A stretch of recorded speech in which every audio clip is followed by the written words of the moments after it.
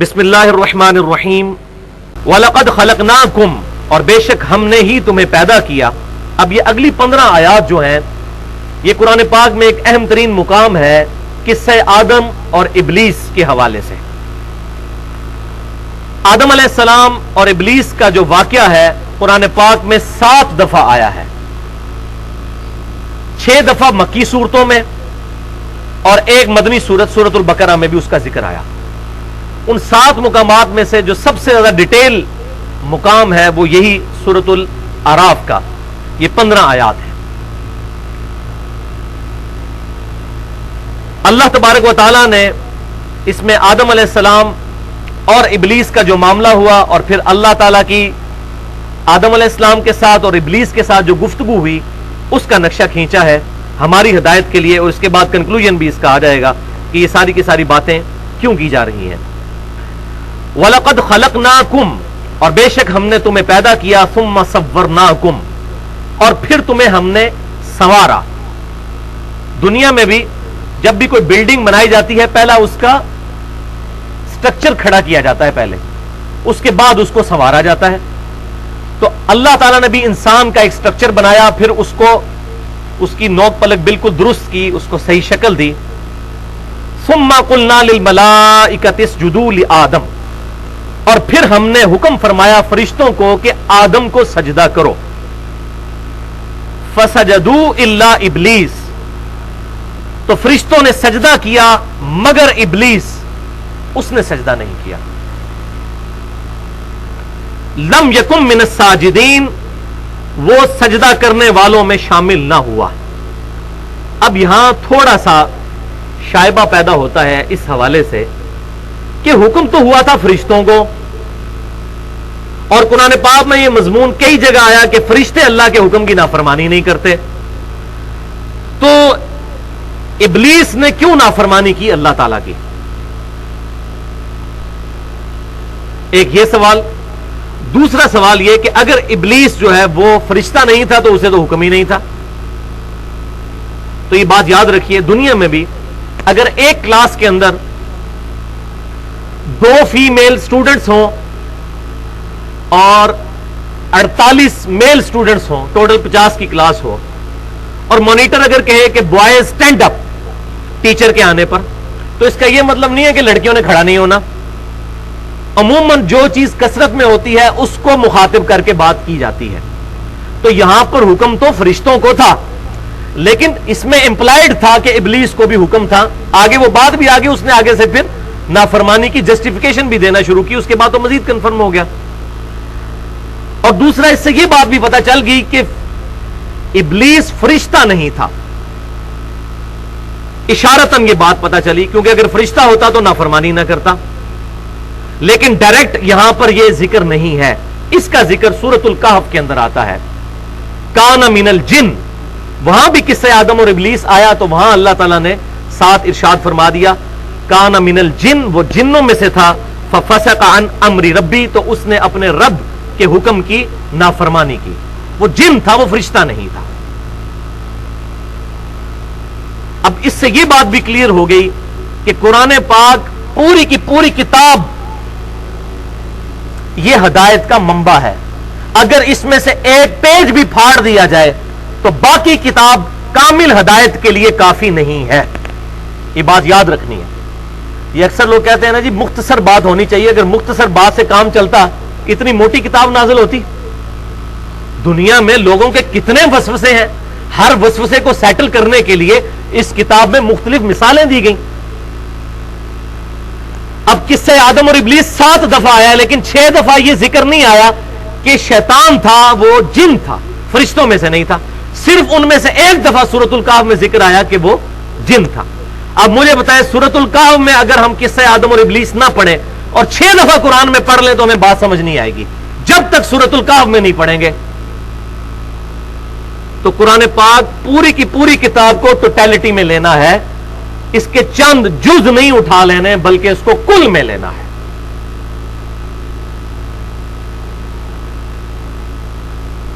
तो सबने सजदा किया इल्ला इब्लीस, मगर इब्लीस, उसने सजदा नहीं किया। लम यकुम من الساجدین، وہ سجدہ کرنے والوں میں شامل نہ ہوا۔ اب اللہ تعالیٰ نے اس سے گفتگو فرمائی، لیکن یہ بات یاد رکھیے گا اللہ اور ابلیس کی گفتگو یہ اس طرح نہیں ہے جس طرح ہم اور آپ بات کرتے ہیں، یہ متشابہات ہیں، اس کی کیفیت نہیں بتائی گئی۔ قال ما منعک الا تسجد اذ امرتک، اللہ تعالیٰ نے فرمایا کہ اے ابلیس تجھے کس چیز نے روکا سجدہ کرنے سے جبکہ میں نے تجھے حکم دیا تھا۔ اب یہاں پر کلیئر ہو گیا، شیطان یہ کہہ سکتا تھا کہ یا اللہ مجھے تو حکم ہی نہیں دیا، تو نے تو فرشتوں کو کہا ہے، لہذا شیطان کو یہ بات کلیئر تھی کہ مجھے بھی حکم ہے، امپلائڈ ہے اس کے اندر کہ مجھے بھی حکم ہے۔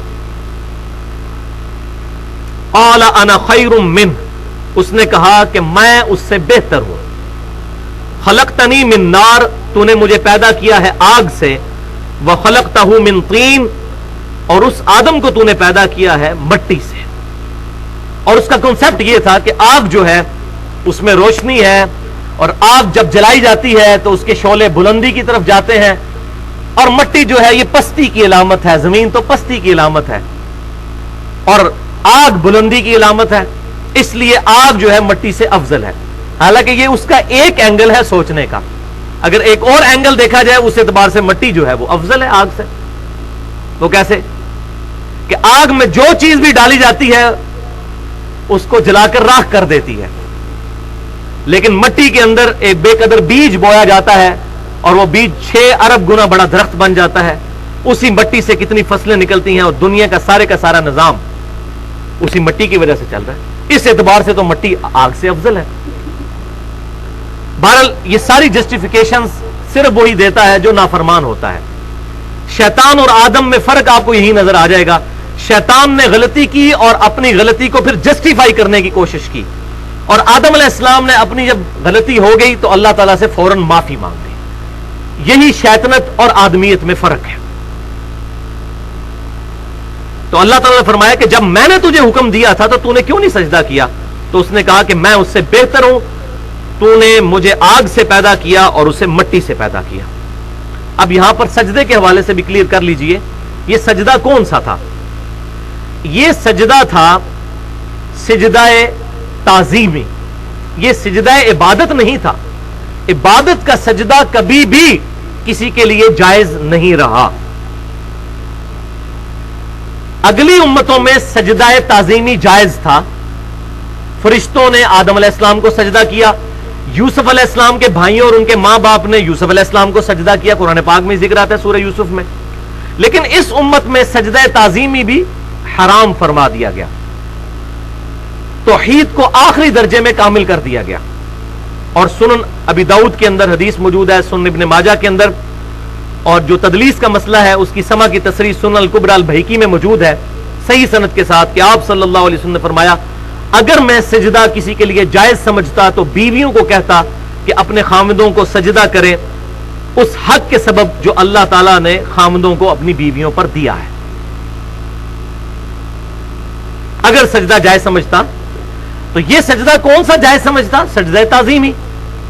سجدہ عبادت تو کبھی بھی کوئی پیغمبر جائز سمجھ ہی نہیں سکتا، نہ کبھی یہ جائز رہا، لہذا یہ سجدہ تعظیمی کا ذکر ہے جو اگلی امتوں میں حلال تھا، اس امت میں آپ صلی اللہ علیہ وسلم نے اس کو حرام فرما دیا۔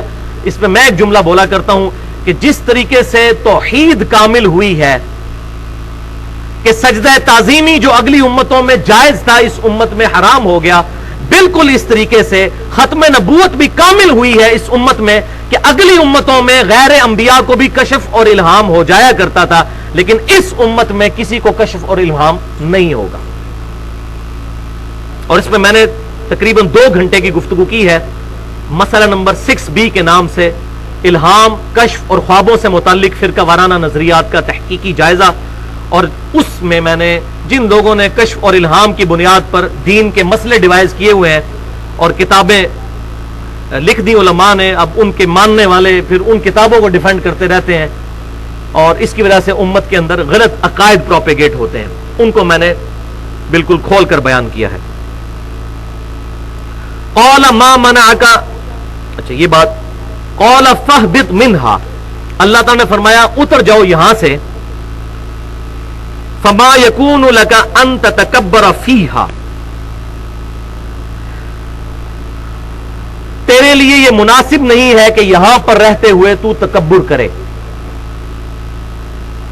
اللہ کے حضور رہتے ہوئے اب تکبر کرے، یہاں سے نیچے اتر جا۔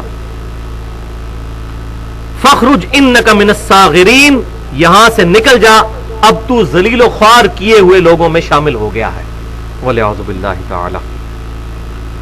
قال انظرنی الی یوم یبعثون، الی یوم یبعثون، وہ کہنے لگا اے اللہ مجھے مہلت دے دے اس دن تک کے لیے کہ جس دن لوگوں کو دوبارہ مرنے کے بعد زندہ کیا جائے گا۔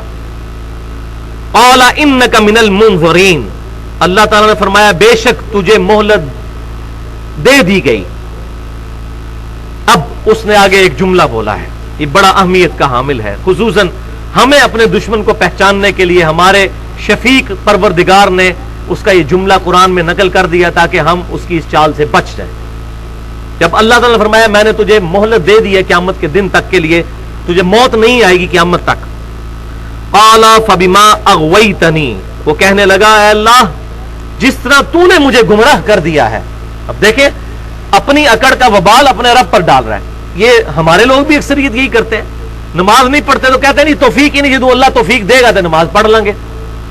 حالانکہ توفیق تو اللہ نے دی ہوئی ہے، جس کی عقل کام کرتی ہے، ہاتھ پاؤں چلنے کے قابل ہے، اس کو توفیق تو ملی ہوئی ہے۔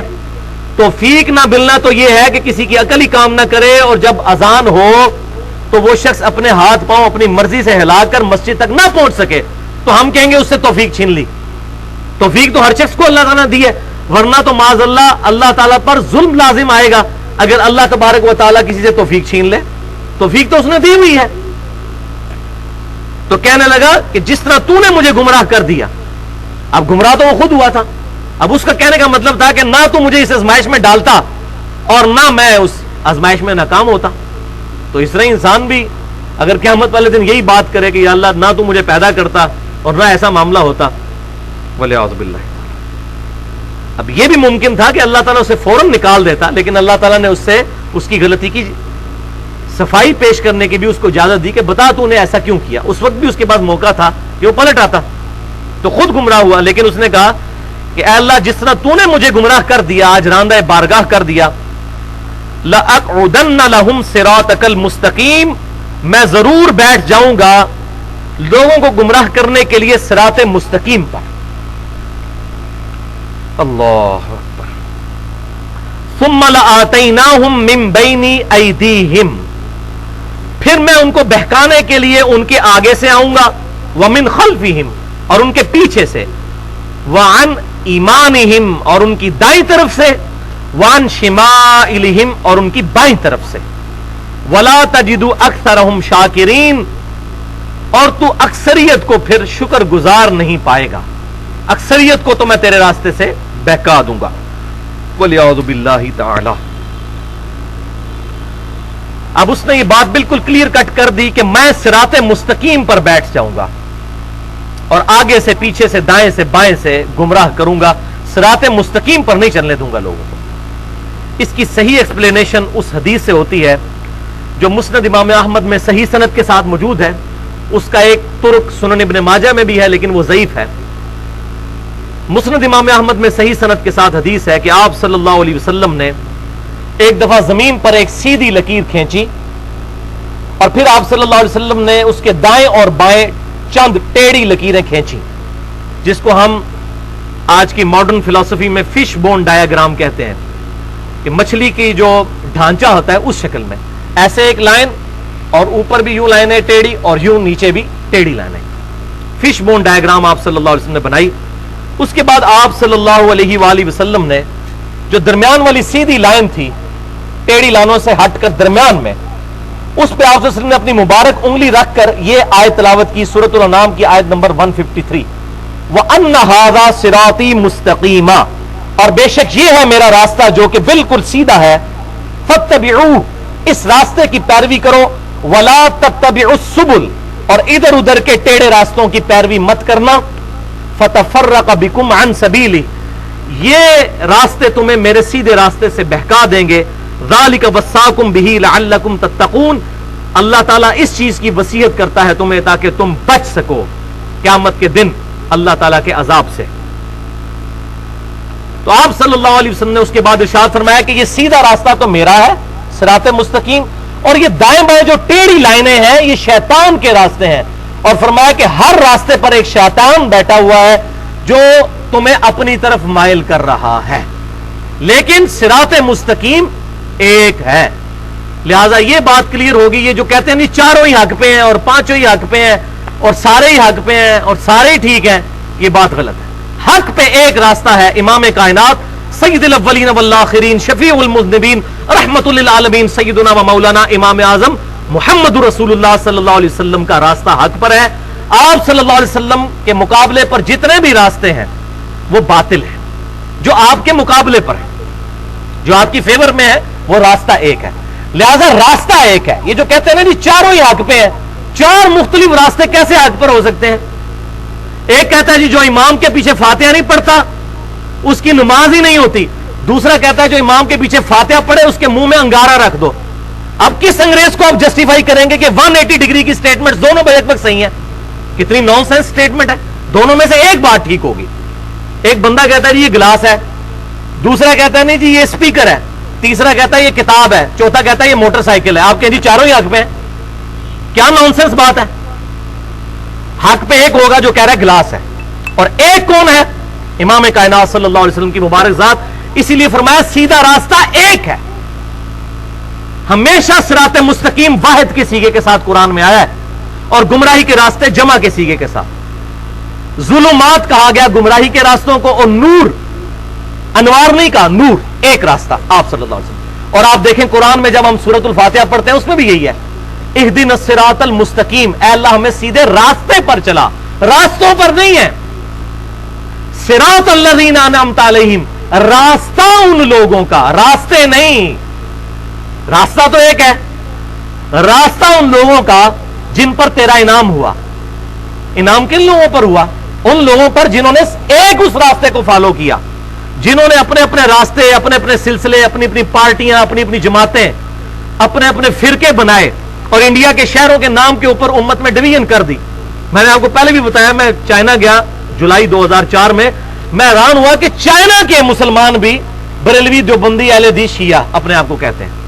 ان کے فرشتوں کو بھی نہیں پتا کہ یہ انڈیا کا شہر ہے بریلی اور دیوبند، جس کے نام پر انہوں نے فرقے بنا لیے ہوئے ہیں۔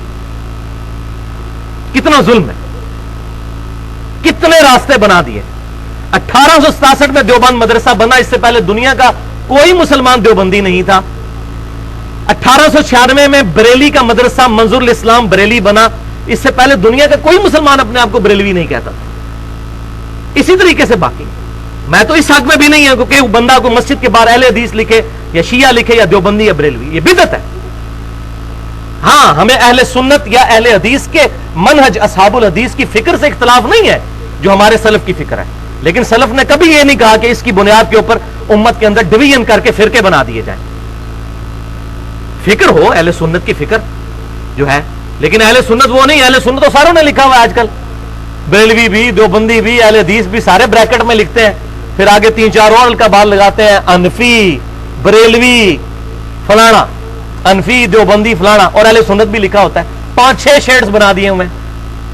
اہل سنت وہ ہوگا جو کتاب و سنت کو سلف کے منہج، صحابہ، تابعین، تبع تابعین اور اہل بیت رضی اللہ عنہم اجمعین کے فہم کے مطابق سمجھتا ہوگا۔ باقی تو روح افزا کی بوتل وہی ہوگی جس میں روح افزا ہوگا۔ شراب کی بوتل کے باہر لکھ دیا جائے روح افزا تو وہ روح افزا نہیں بن جائے گی۔ اسی طریقے سے اگر کسی کا عقیدہ کتاب و سنت والا نہیں ہے اور اس کے عقیدے میں شرکیہ عقائد اور نبی صلی اللہ علیہ وسلم کی گستاخیاں موجود ہیں، وہ لاکھ اپنے آپ کو اہل سنت کہتا رہے، وہ اہل سنت نہیں ہو سکتا۔ لاکھ اپنے آپ کو اہل حدیث کہتا رہے، وہ کبھی اہل حدیث ہو ہی نہیں سکتا۔ لاکھ اپنے آپ کو صحابہ کا اور اہل بیت کا فالوور کہتا رہے، وہ کبھی نہیں ہو سکتا۔ وَلِعَوْذُ بِاللَّهِ تعالی۔ تو صراط مستقیم پر شیطان بیٹھا ہوا ہے اور اپنی طرف بلا رہا ہے۔ ہر راستے پر آپ صلی اللہ علیہ وسلم نے فرمایا ایک راستہ ہی حق پر ہے۔ اور یہاں پر بھی دیکھ لیں، شیطان کو بھی یہ بات سمجھ تھی، اس نے بھی کہا اللہ میں تیرے سیدھے راستے پر بیٹھوں گا، سیدھا راستہ ایک ہی ہوگا، اور میں دائیں سے بائیں سے آگے سے پیچھے سے ان پر حملہ آور ہوں گا، اور تم اے میرے رب تو ان کی اکثریت کو نہ شکرا پائے۔ اور شیطان نے اپنا یہ وعدہ پورا کر بھی دیا ہے، اور اللہ تعالیٰ نے انڈورس کیا ہے کہ شیطان نے اپنا وعدہ پورا کر دیا ہے۔ وہ ہے سورہ سبا کی آیت نمبر ہے 20، پارہ نمبر 22 کے اندر آپ کا جو بلو قرآن پاک ہے اس میں پیج نمبر نکال لیں 431، آیت نمبر 20 ہے، اس میں نیچے سے 5ویں 6ٹھی لائن، وَلَقَدْ صَدَّقَ عَلَيْهِمْ إِبْلِيسُ ظَنُّهُ، اور بے شک سچ کر دکھایا ابلیس نے اپنا گمان۔ کون سا گمان؟ جو اس نے کہا تھا کہ میں اکثریت کو تیرے راستے سے بہکا دوں گا۔ ابھی نظر آ رہا ہے کہ اکثریت تو بہکی ہوئی ہے۔ 1.75 billion Christians on the face of earth اللہ تعالیٰ کے بارے میں غلط عقیدہ رکھتے ہیں اور عیسیٰ علیہ السلام کے بارے میں ڈیوینٹی کلیم کرتے ہیں۔ 2.25 ارب عیسائی، یہ تو عیسائی ہیں، مسلمانوں میں کتنی گمراہیاں آ چکی ہیں۔ تو اللہ تعالیٰ فرمایا بے شک سچ کر دکھایا ابلیس نے اپنا وہ گمان، فَاتَّبَعُوهُ، تو سب کے سب ہی اس کی پیروی کر گئے، إِلَّا فَرِيقًا مِّنَ الْمُؤْمِنِينَ، ہاں مگر ایک مومنین کا گروہ ہے، بہت تھوڑے لوگ کہ جو اس کے راستے پر نہیں چلے۔ وَمَا كَانَ لَهُ عَلَيْهِمْ مِّن سُلْطَانٍ، اور شیطان کا ان پر کچھ زور نہیں تھا، إِلَّا لِنَعْلَمَ مَن يُؤْمِنُ بِالْآخِرَةِ مِمَّنْ هُوَ مِنْهَا فِي شَكٍّ، مگر یہ کہ اللہ تعالیٰ نے یہ جانچنا چاہا کہ کون ہے جو آخرت پر ایمان لاتا ہے اور کون شک میں مبتلا ہے۔ یعنی اللہ تعالیٰ فرمایا ہم نے کسی شیطان کو یہ زور نہیں دیا کہ ٹینجیبل فارم میں کسی کو برائی کے راستے پر چلائے۔ آج تک ہمارے آباء و اجداد میں کبھی کوئی واقعہ رپورٹ نہیں ہوا کہ کوئی بندہ نماز پڑھنے کے لیے مسجد میں جا رہا اور شیطان آگے آ جائے میں تمہیں مسیت ہی نہیں وڑن دینا۔ کبھی ایسا نہیں ہوگا کہ شیطان فزیکل فارم میں سامنے آ جائے کہ میں تمہیں مسجد میں جانے نہیں دوں گا۔ شیطان کی دعوت انٹلیکچوئل دعوت ہوتی ہے۔ تو اللہ تعالیٰ فرمایا ہم نے شیطان کو یہ زور نہیں دیا تھا کہ وہ ان پر زبردستی کر لے، ہو ہی نہیں سکتا، لیکن اللہ تعالیٰ نے یہ جانچنے کے لیے معاملہ کیا کہ کون آخرت پر یقین رکھتا ہے اور کون شک میں مبتلا ہے۔ وَرَبُّكَ عَلَىٰ كُلِّ شَيْءٍ حَفِيظٌ، اور تیرا رب ہر شے پر حفاظت فرمانے والا ہے، ہر چیز اللہ تعالیٰ کے علم میں ہے، اللہ تعالیٰ نے ہر چیز کو اپنے ڈیوائن وزڈم سے گھیرا ہوا ہے۔ تو یہ شیطان نے اپنا وعدہ پورا کر دکھایا، اور یہ جو میں نے بات کی یہاں تو یہ بات آئی کہ اکثر لوگوں کو اس نے گمراہ کر دیا، اور ساتھ ہی اللہ تعالیٰ نے فرما دیا ہم نے زور کوئی نہیں تھا رکھا شیطان کا بندوں پر۔ اسی مضمون کو مزید کھول کر سورہ ابراہیم کی آیت نمبر 22 میں پارہ نمبر 13 کے اندر اپنے بلو قرآن پاک کا پیج نمبر 259 نکال لیں۔ شروع میں ہی یہ آیت ہے 4 5 لائن میں کہ شیطان کو زور کسی انسان پر نہیں، یہ کانسیپٹ کلیئر کرے۔ اکثر لوگ کہتے ہیں جی اللہ کے نیک بندوں پہ شیطان کا زور نہیں چلتا، تو بھائی اگر نیک بندوں پر چلتا نہیں ہے اور بروں پر چلتا ہے تو پھر تو یہ ہم پہ ناانصافی توپی گئی ہے۔ شیطان کا زور کسی پہ نہیں چلتا، وہ زبردستی کر ہی نہیں سکتا۔ میں اکثر مثال دیتا ہوں کہ اگر گورنمنٹ آف پاکستان یہ اناؤنسمنٹ کرے کہ جو بندہ فجر کی نماز پہلی صف میں ادا کرے گا اس کو فی نماز 5000 روپیہ دیا جائے گا، دنیا کے سارے شیطان اکٹھے ہو جائیں، شیطان کا باپ بھی آ جائے آپ کو فجر کی نماز سے نہیں روک سکتا، 5000 روپیہ ملے گا نا۔ اب شیطان کدھر گیا؟ اس کا زور کدھر گیا؟ یہ اندر کا شیطان ہے، ہماری اندر کی خباثت ہے جو ہم سہارا لیتے ہیں۔ شیطان تو صرف برائی کی طرف بلاتا ہے۔ صحیح مسلم میں حدیث ہے ابن آدم کا جب بھی کوئی بچہ پیدا ہوتا ہے ایک شیطان اور ایک فرشتہ اس کے ساتھ اٹیچ ہو جاتا ہے، فرشتہ اس کو نیکی کی طرف بلاتا ہے، شیطان برائی کی طرف۔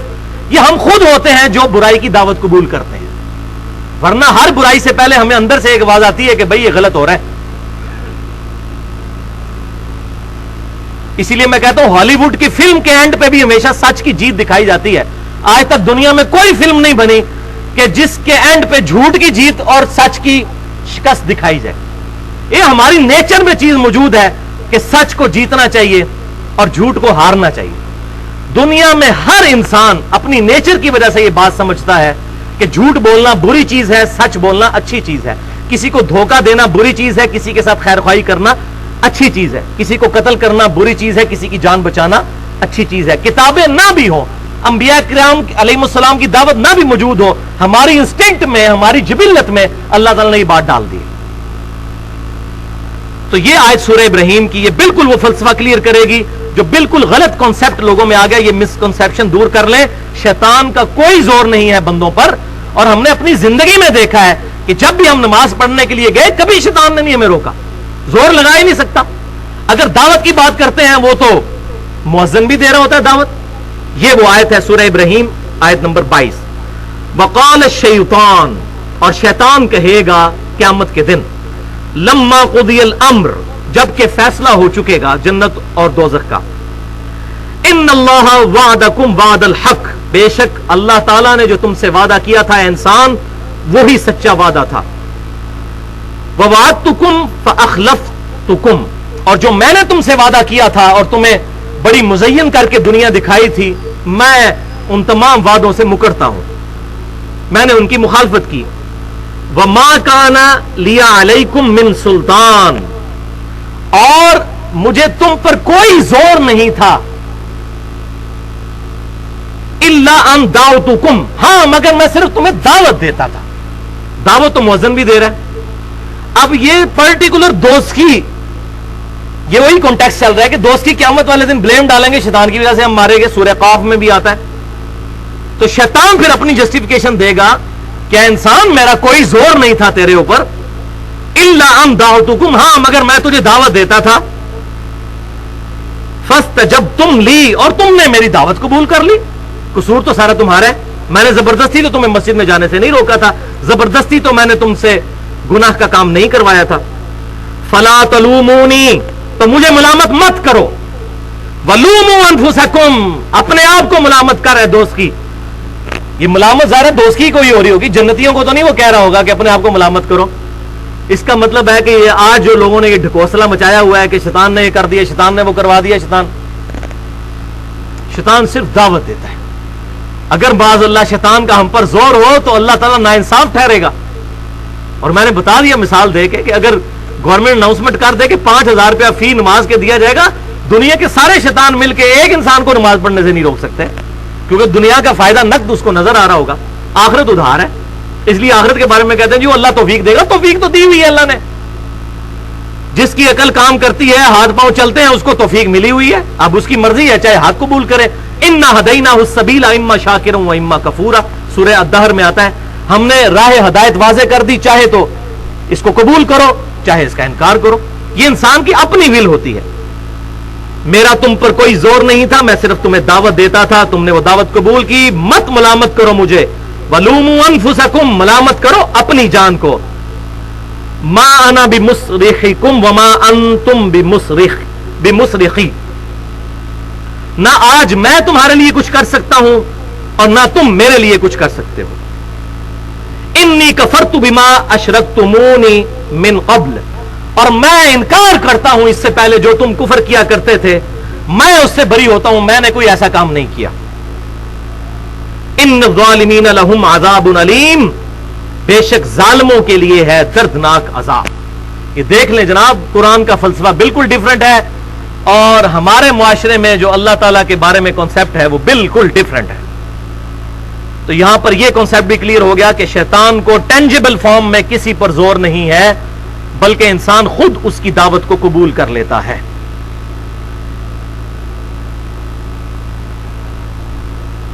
آیت نمبر 18 سورۃ الاعراف.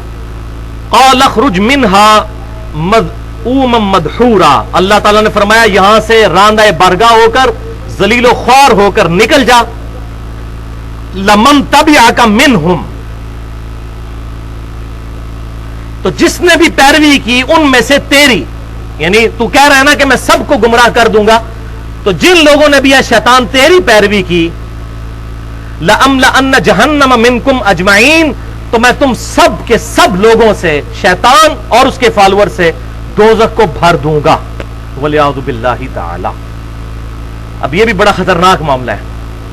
اللہ تعالیٰ نے اپنے بندے کی کوئی گارنٹی نہیں لی. اب ہونا تو یہ چاہیے تھا، دنیا کی مثال سے میں آپ کو یہ بات سمجھاتا ہوں. دنیا میں کوئی بہت بڑا بادشاہ ہو اور اس کے نوکر چاکر ہوں، اور کوئی باہر سے بندہ یہ کوشش کرے کہ اس بادشاہ کے جو نوکر چاکر ہیں یا اس کے خاص بندے ہیں ان کو نقصان پہنچانے کی کوشش کرے. ان کو ورگلانے کی کوشش کرے تو بادشاہ تو ان کی حفاظت کرے گا کہ میں تکنا میرے بندے نو کون ہاتھ لاندا ہے، میں دیکھتا ہوں میرے بندوں کو کون ہاتھ لگاتا ہے. دنیا کا چھوٹا سا چودھری بھی مان نہیں ہے، لیکن اللہ تعالیٰ نے کیا فرمایا؟ یہ نہیں فرمایا کہ میں دیکھتا ہوں میرے کن بندوں کو تو ورگلاتا ہے. اللہ تعالیٰ نے کہا ٹھیک ہے، میں بھی کتابیں بھیجوں گا، انبیاء کرام علیہ السلام کا سلسلہ شروع کر دوں گا اور انسٹنکٹ میں توحید رکھ دوں گا، اس کے باوجود کوئی گمراہ ہوتا ہے تو ہو، میری کوئی گارنٹی نہیں، دفعہ ہو دوزخ میں جانا تو جائے، حالانکہ بندے میرے ہیں لیکن میں کوئی گارنٹی نہیں دیتا. جو بھی شیطان تیری پیروی کرے گا، میری کتابیں اور انبیاء کرام علیہ السلام کی دعوت آ جانے کے باوجود وہ حق کو قبول نہیں کرتا اور خود جان بوجھ کر گمراہی کا راستہ اختیار کرتا ہے، تو میں ضرور بھر دوں گا دوزخ کو تجھ سے اور تیرے سارے فالوور سے، وَلِعَوْذُ بِاللَّهِ تَعَالَى. تو یہ ڈراپ سین ہوا شیطان کی اور جو اللہ کی گفتگو تھی اس کا. اب اگلی آیات انشاءاللہ اگلے ہفتے ہم کور کریں گے. اس میں آدم علیہ السلام اور اللہ تعالیٰ کی گفتگو ہے اور بڑی انٹرسٹنگ گفتگو ہے، اور پھر اس کے بعد ایک کنکلوژن بھی آیا کہ اللہ تعالیٰ یہ باتیں کیوں بیان فرما رہا ہے کہ اے اولاد آدم دیکھنا، میں تمہیں یہ باتیں اس لیے کلیئر کر رہا ہوں کہ جس طرح تمہارے ماں باپ کو شیطان نے ورگلا دیا تھا، کہیں تم بھی شیطان کے پیچھے چل کر گمراہ نہ ہو جانا. پچھلی دفعہ سورۃ الاعراف کی 8 آیات میں، یعنی آیت نمبر 11 سے لے کر 18 تک، ہم نے اللہ تعالیٰ اور شیطان کے درمیان جو گفتگو ہوئی تھی اس کو ڈیٹیل کے ساتھ ڈسکس کیا تھا. آج اس سے اگلا پورشن ڈسکس کریں گے، اور یہ آیت نمبر 19 سے لے کر 36 تک بنتا ہے، جو سیدنا آدم علیہ السلام کے ساتھ اللہ تعالیٰ کی ایکسکلوسیو گفتگو ہے، جس میں ہمارے لیے ہدایت اور رہنمائی موجود ہے. بسم اللہ الرحمن الرحیم.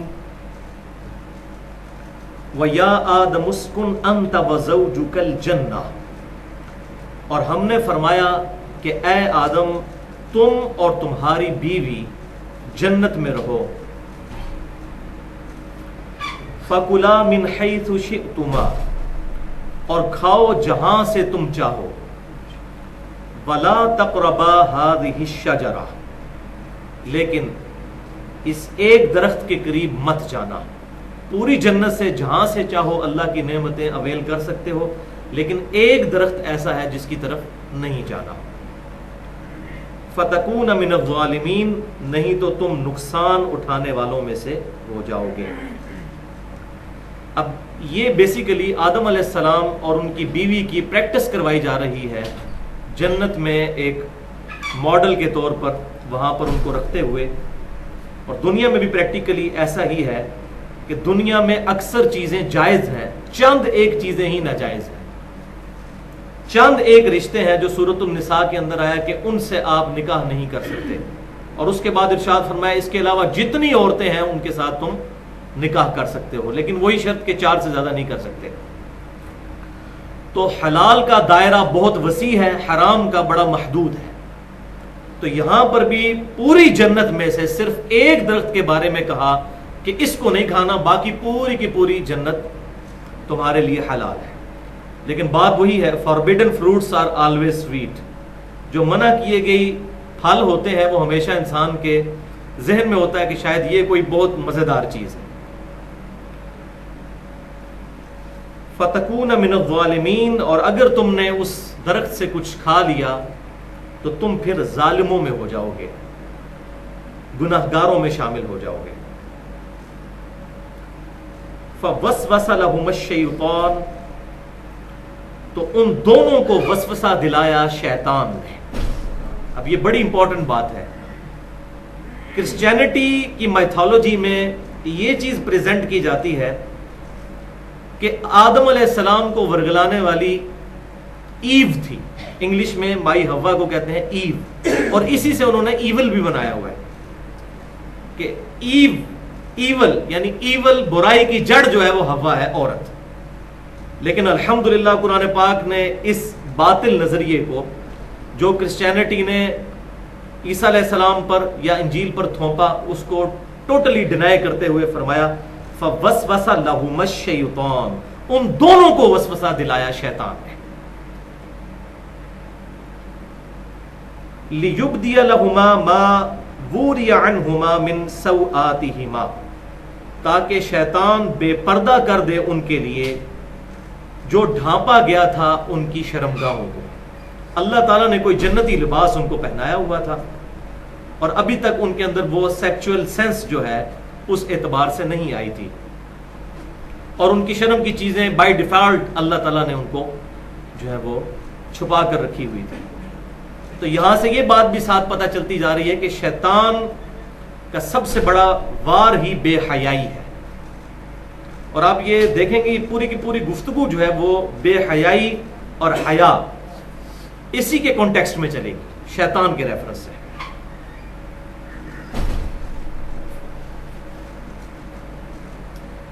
تو شیطان نے ان دونوں کو وسوسہ دلایا تاکہ وہ ظاہر کر دے ان کے لیے ان کی شرمگاہیں جو کہ ڈھانپی گئی تھیں۔ وقالا، اور شیطان نے ان سے کہا ما نہاکما ربکما عن ہذہ الشجرہ الا ان تکونا ملکین او تکونا من الخالدین، کہ تم دونوں کے رب نے تمہیں منع نہیں کیا اس درخت سے مگر صرف اس وجہ سے الا ان تکونا ملکین، کہ کہیں تم فرشتے نہ بن جاؤ، او تکونا من الخالدین، یا پھر تم ہمیشہ کی زندگی حاصل نہ کر لو۔ جس طرح ہمارے بھی یہاں انڈیا، پاکستان، بنگلہ دیش کی میتھولوجی میں یہ چیز مشہور ہے کہ آب حیات کوئی ایسا پانی ہے جو پی لے تو ہمیشہ کی زندگی اس کو مل جاتی ہے۔ تو یہ ہماری انسٹنکٹ میں شروع سے زندگی کو ہمیشہ لمبے عرصے تک انجوائے کرنے کی خواہش رہی ہے۔ تو شیطان نے کہا کہ اللہ تعالیٰ نے تمہیں اس لیے منع کیا ہے کہ اگر تم نے اس درخت میں سے کچھ کھا لیا تو تم فرشتے بن جاؤ گے، یا پھر تمہیں ہمیشہ کی زندگی مل جائے گی۔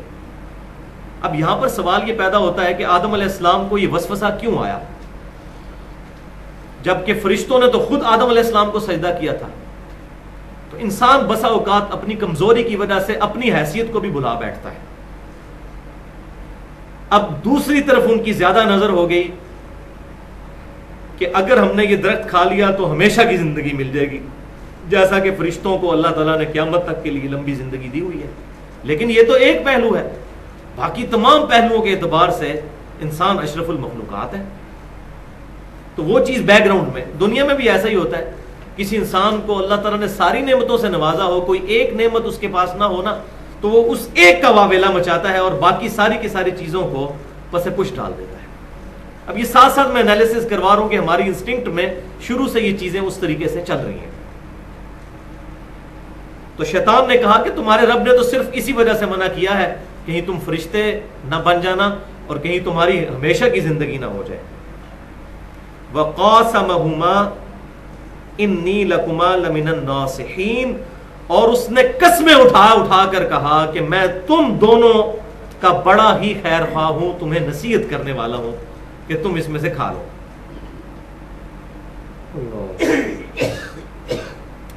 فَدَلَّاهُمَا بِغُرُورٍ، پس شیطان نے انہیں دھوکے سے ورغلا ہی دیا ان دونوں کو۔ اب یہ لہما، لکما، لہما، یہ مسلسل وہی دو کے ساتھ تثنیہ کا صیغہ عربی کا چل رہا ہے کہ پیرلل میں اللہ تعالیٰ نے سیدہ حوا اور سیدنا آدم علیہ السلام دونوں کے بارے میں کہا کہ دونوں ہی رائے راست سے ہٹے۔ فَلَمَّا ذَاقَ الشَّجَرَةَ، پس جب ان دونوں نے چکھ لیا اس درخت کو، فَبَدَتْ لَهُمَا سَوْآتُهُمَا، تو ظاہر ہو گئیں ان کے لیے ان کی شرمگاہیں، جو جنتی لباس اللہ نے پہنایا ہوا تھا اس سے وہ محروم ہو گئے۔ وَطَافِقَ يَخْصِفَانِ عَلَيْهِمَا مِنْ وَرَقِ الْجَنَّةِ، اور وہ چپٹانے لگے اپنے جسم کے ساتھ شرمگاہوں کو چھپانے کے لیے جنت کے پتے۔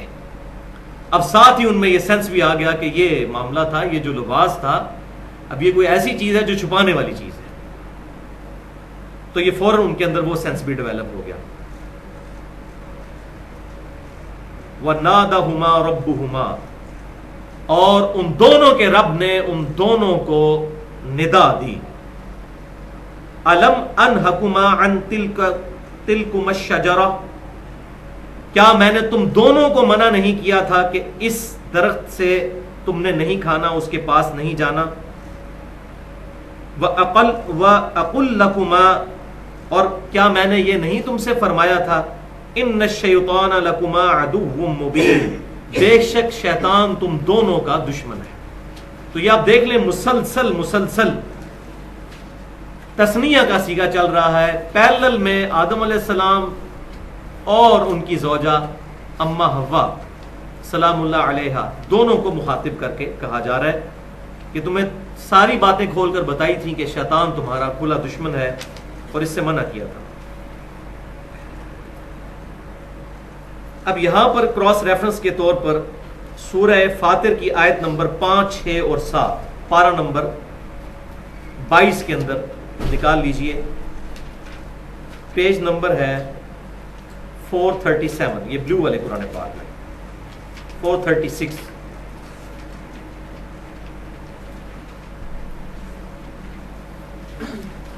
دوسری لائن میں بسم اللہ الرحمن الرحیم، یا ایہا الناس، اے لوگو، ان وعد اللہ حق، بے شک اللہ کا وعدہ سچا ہے۔ کیا وعدہ؟ کہ تمہیں یہ کانٹیکسٹ وہی چل رہا ہے کہ دنیا کی زندگی گزار کر آخرت میں اللہ تعالیٰ کی بارگاہ میں تمہاری جواب دہی ہونی ہے۔ یہ دنیا کی زندگی ایٹ رینڈم الل ٹپ نہیں چل رہی ہے، کسی مقصد کے تحت، پرپز فل کریشن ہے یہ۔ بے شک اللہ کا وعدہ حق ہے، فلا تغرنکم الحیات الدنیا، تو دیکھنا کہیں تمہیں دنیا کی زندگی دھوکے میں نہ ڈال دے، ولا یغرنکم باللہ الغرور، اور تمہیں کہیں وہ دھوکہ باز فریبی دھوکے میں نہ ڈال دے، یعنی شیطان۔ ان الشیطان لکم عدو، بے شک شیطان تمہارا دشمن ہے، فاتخذوہ عدوا، پس تم بھی اسے دشمن سمجھو۔ ون وے ٹریفک نہ چلتی رہے، شیطان تو دشمنی پر اترا ہوا ہے کہ جیسا میں اللہ تعالیٰ کی بارگاہ سے مردود ہوا، میں بھی تمہیں ورگلا کر دوزخ میں اپنے ساتھ لے جاؤں، جو پچھلی دفعہ ہم نے اللہ تعالیٰ شیطان کی گفتگو کے دوران سنا تھا کہ شیطان نے کہا تھا مجھے تیری عزت کی قسم میں ضرور ان سب کے سب کو ہانک کر دوزخ تک لے جاؤں گا، وَلِعَوْذُ بِاللَّهِ تَعَالَى۔ تو بے شک شیطان تمہارا کھلا دشمن ہے، تو تم بھی اسے دشمن سمجھو۔ انما يدعو حزبه ليكونوا من اصحاب السعیر، بے شک وہ اور اس کی پوری جماعت اس چیز پر تلی ہوئی ہے کہ تمہیں دوزخ والوں میں سے کر دے، والعیاذ باللہ تعالی۔ الذین کفروا لهم عذاب شدید، جو لوگ خود کفر اختیار کریں گے ان کے لیے شدید عذاب ہوگا۔ اللہ تعالیٰ نے انبیاء کرام علیہ السلام کا سلسلہ شروع فرما کر کتابیں بھیج کر ساری حجتیں ختم کر دی ہیں۔ قیامت والے دن کوئی شخص اللہ تعالیٰ پر دلیل نہیں بنا سکتا کہ مجھے تو حق بات پتہ ہی نہیں چلی تھی۔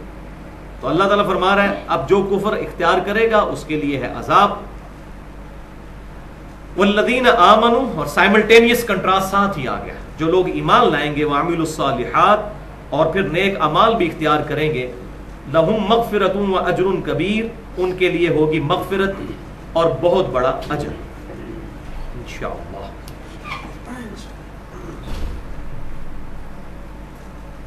اسی کانٹیکسٹ میں ایک حدیث ہے صحیح بخاری اور صحیح مسلم کی متفقن علیہ حدیث ہے کہ آپ صلی اللہ علیہ وسلم ایک دفعہ اعتکاف میں تھے، تو آپ کی بیوی سیدہ صفیہ رضی اللہ تعالی عنہا ملنے کے لیے آئی۔ رات کا اندھیرا تھا، ظاہر اسٹریٹ لائٹس اس وقت کوئی نہیں تھی، گپ اندھیرا۔ تو واپسی پر آپ صلی اللہ علیہ وسلم اپنی بیوی کو چھوڑنے کے لیے گھر تک آئے۔ مجبوری میں اعتکاف کی حالت میں اعتکاف نہیں ٹوٹتا اگر کوئی اس طرح کا عمل کر لے۔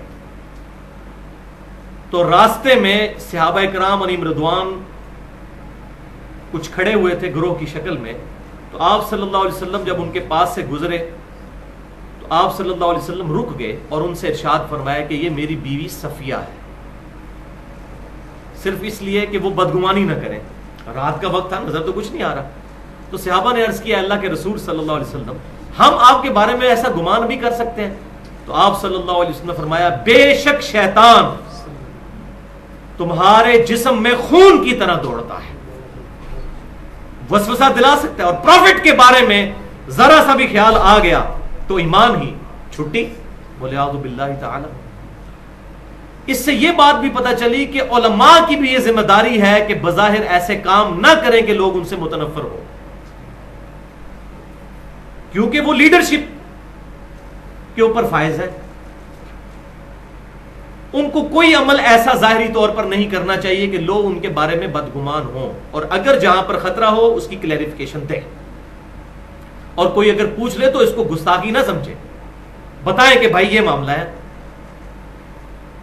نبی صلی اللہ علیہ وسلم کو کسی کلیریفیکیشن کی ضرورت نہیں تھی، لیکن تب بھی آپ صلی اللہ علیہ وسلم نے فرمایا کہ بے شک شیطان انسان کے جسم میں خون کی طرح دوڑتا ہے۔ یہ صحیح بخاری کے اندر حدیث موجود ہے، اور یہ رمضان والے چیپٹر میں بھی سیدنا امام بخاری رحمۃ اللہ علیہ لے کر رہے ہیں۔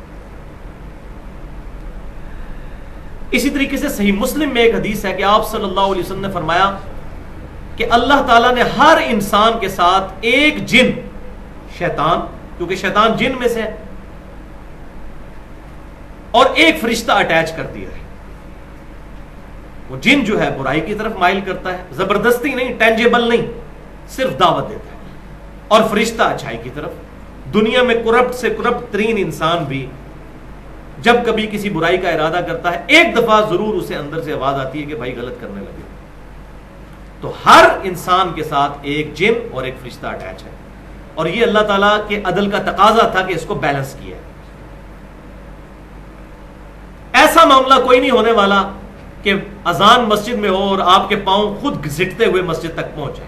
ایسا معاملہ تو انبیاء کے ساتھ بھی کبھی نہیں ہوا۔ یہ توفیق نہیں ہے۔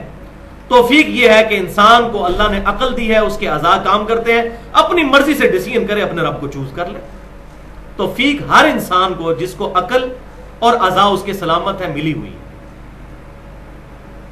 ہر انسان کو توفیق ملی ہوئی، اور نہ ایسا ہونا ہے کہ کوئی برائی کرنے لگے تو فوراً جو ہے زمین اس کو پاؤں پکڑ لے اور برائی کی طرف نہ جانے دے۔ ایسا نہیں ہوگا، انسان نے اپنی ول سے یہ کام کرنا ہے۔ تو صحیح مسلم میں یہ حدیث کہ ہر انسان کے ساتھ ایک جن اور ایک فرشتہ اٹیچ ہے۔ ایک صحابی نے بڑی جرأت کی اور عرض کیا اللہ کے رسول آپ کے ساتھ بھی؟ اللہ، یہ میرے پروفٹ صلی اللہ علیہ وسلم کا ہی ظرف تھا اور یہ صحابہ کی تربیت تھی کہ اس کو برا نہیں سمجھا۔ آپ نے فرمایا ہاں میرے ساتھ بھی ایک فرشتہ اور ایک شیطان اٹیچ ہے، لیکن اللہ تعالیٰ نے اس شیطان کو میرے لیے مطیع کر دیا ہے۔ اب وہ شیطان جو میرے ساتھ اٹیچ ہے وہ بھی مجھے نیکی اور بھلائی کی طرف ہی بلاتا ہے۔ اللہ، اسی لیے ہم کہتے ہیں کہ بھائیوں، مرشد اور امام اس کو مانو کہ جو غلطیوں سے محفوظ ہے۔ یہ بشارت کسی اور انسان کے لیے نہیں ہے۔ سیدنا ابوبکر صدیق، سیدنا عمر، عثمان و علی رضی اللہ عنہم اجمعین سے لے کر قیامت تک آنے والا آخری انسان کوئی یہ دعویٰ نہیں کر سکتا کہ میرے ساتھ جو شیطان اٹیچ ہے وہ مجھے نیکی کی طرف بلاتا ہے۔ اب شیطان چونکہ ہر انسان کے ساتھ اٹیچ ہے تو اگلا رزلٹ خود نکال لیں، شیطنت کبھی بھی سرزد ہو سکتی ہے۔ لہذا معصومیت کا عقیدہ اہل سنت کے ہاں جو قرآن و سنت کی روشنی میں ثابت ہوتا ہے وہ صرف پروفٹس کے لیے ہے،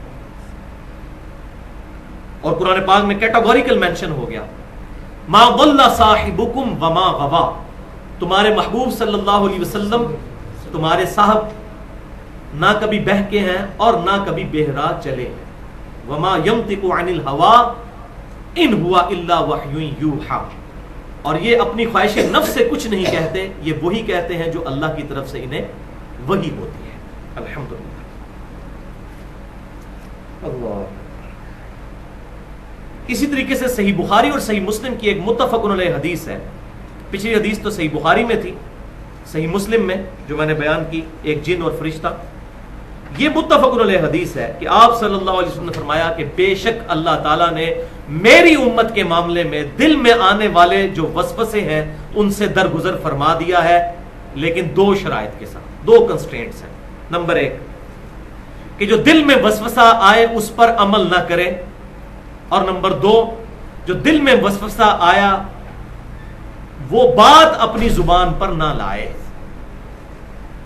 اگر یہ دو کام نہیں کرتا تو اللہ تعالیٰ نے میری امت سے تمام وسوسے جو دل کے خیالات ہیں وہ معاف فرما دیے ہیں.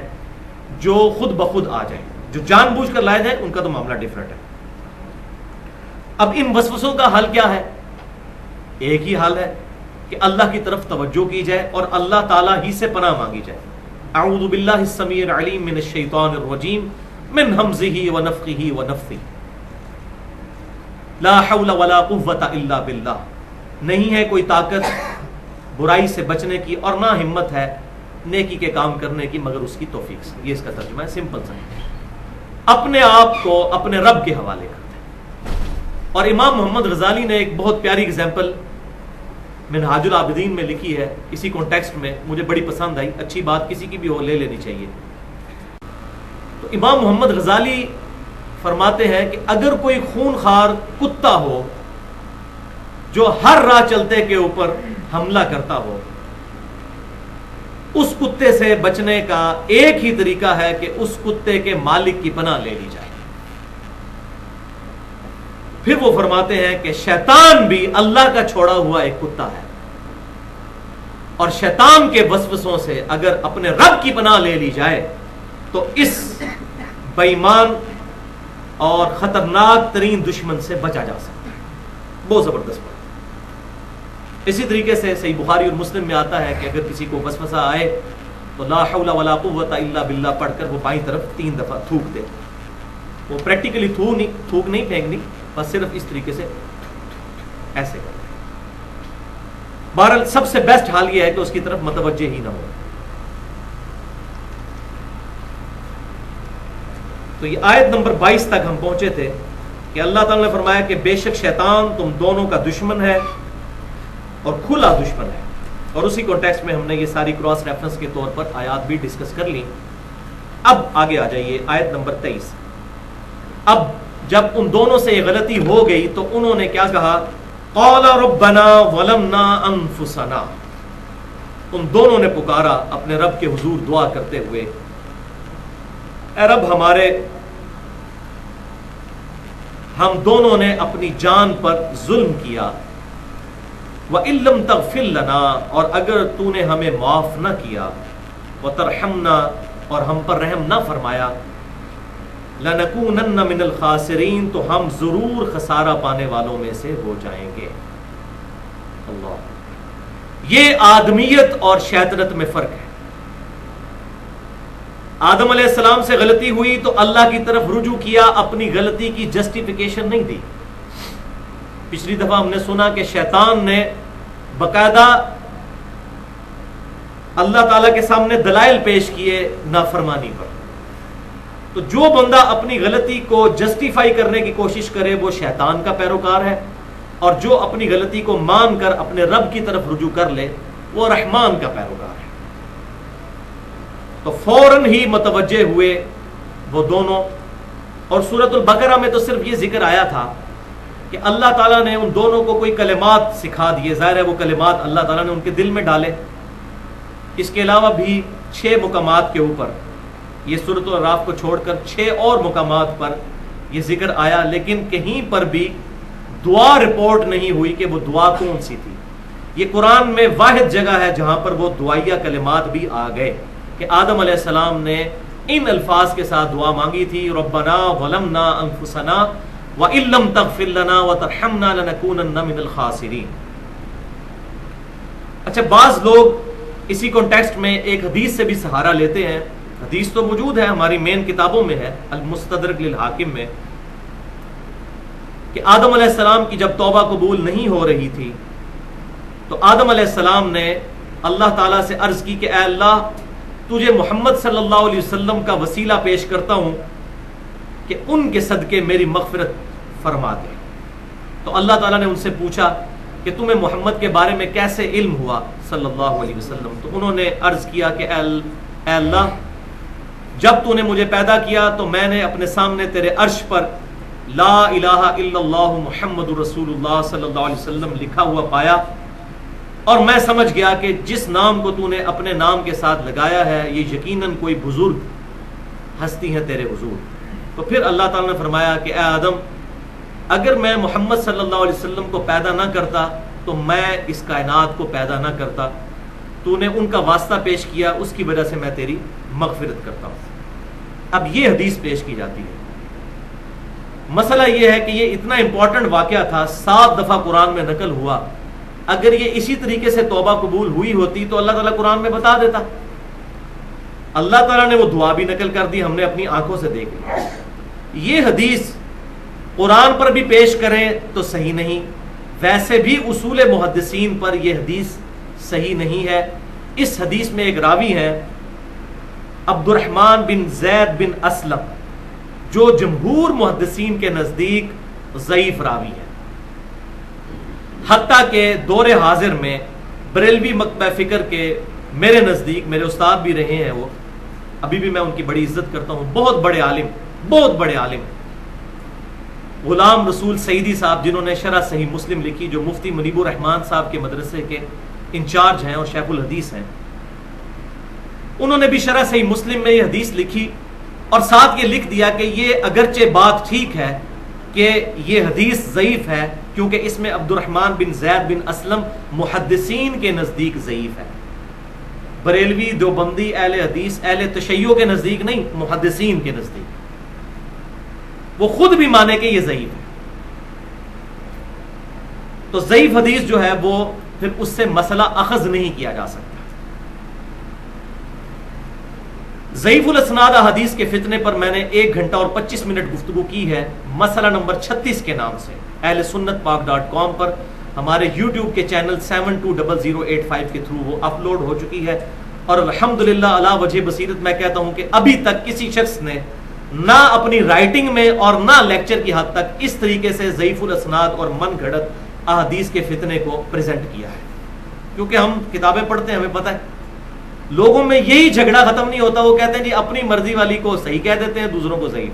تو لوگوں کو یہ بات بتانی ہے کہ یہ اصول ہمارے بنائے ہوئے نہیں ہیں, یہ ہمارے ان مشترکہ اماموں کے اصول ہیں جن کے تحت انہوں نے احادیث لی. اگر ہر حدیث ہی صحیح ہوتی تو بخاری اور مسلم میں یہ حدیث کیوں آتی؟ صحیح مسلم میں پہلی حدیث ہی سیدنا و مولانا علی رضی اللہ تعالیٰ عنہ سے یہی ہے کہ جس شخص نے میری طرف جھوٹی بات منسوب کی وہ اپنا مقام دوزخ میں دیکھ لے. تو آخر آپ صلی اللہ علیہ وسلم کو یہ بات پتا تھی اللہ تعالیٰ کے بتائے سے کہ ایسے معاملات ہوں گے. کسی حدیث میں نہیں آیا کہ جس نے جھوٹی آیت بیان کی وہ اپنا مقام دوزخ میں دیکھ لے, کیونکہ قرآن باللفظ محفوظ ہے. احادیث میں گڑبڑ ہوئی ہے, اس میں کوئی شک نہیں ہے, لیکن الٹیمیٹلی صحیح احادیث اور ضعیف کا فرق کر کے اللہ تعالیٰ نے امت تک دین پہنچانا تھا, وہ پہنچا ہے الحمدللہ. تو جو صحیح احادیث ہیں وہ الگ سے ہمارے پاس کتابوں کے اندر محفوظ ہیں الحمدللہ. اسی کانٹیکسٹ میں ایک اور لیکچر ہے مسئلہ نمبر 35 کے نام سے, منکرین حدیث کے فتنے کا تحقیقی جائزہ, 1 گھنٹہ اور 35 منٹ کی. تو یہ دونوں ایکسٹریمز میں نے جو ہے وہ ایڈریس کی ہیں, اور وسیلہ اور توسل کے اعتبار سے میں نے تقریباً 2.25 گھنٹے کی گفتگو کی ہے.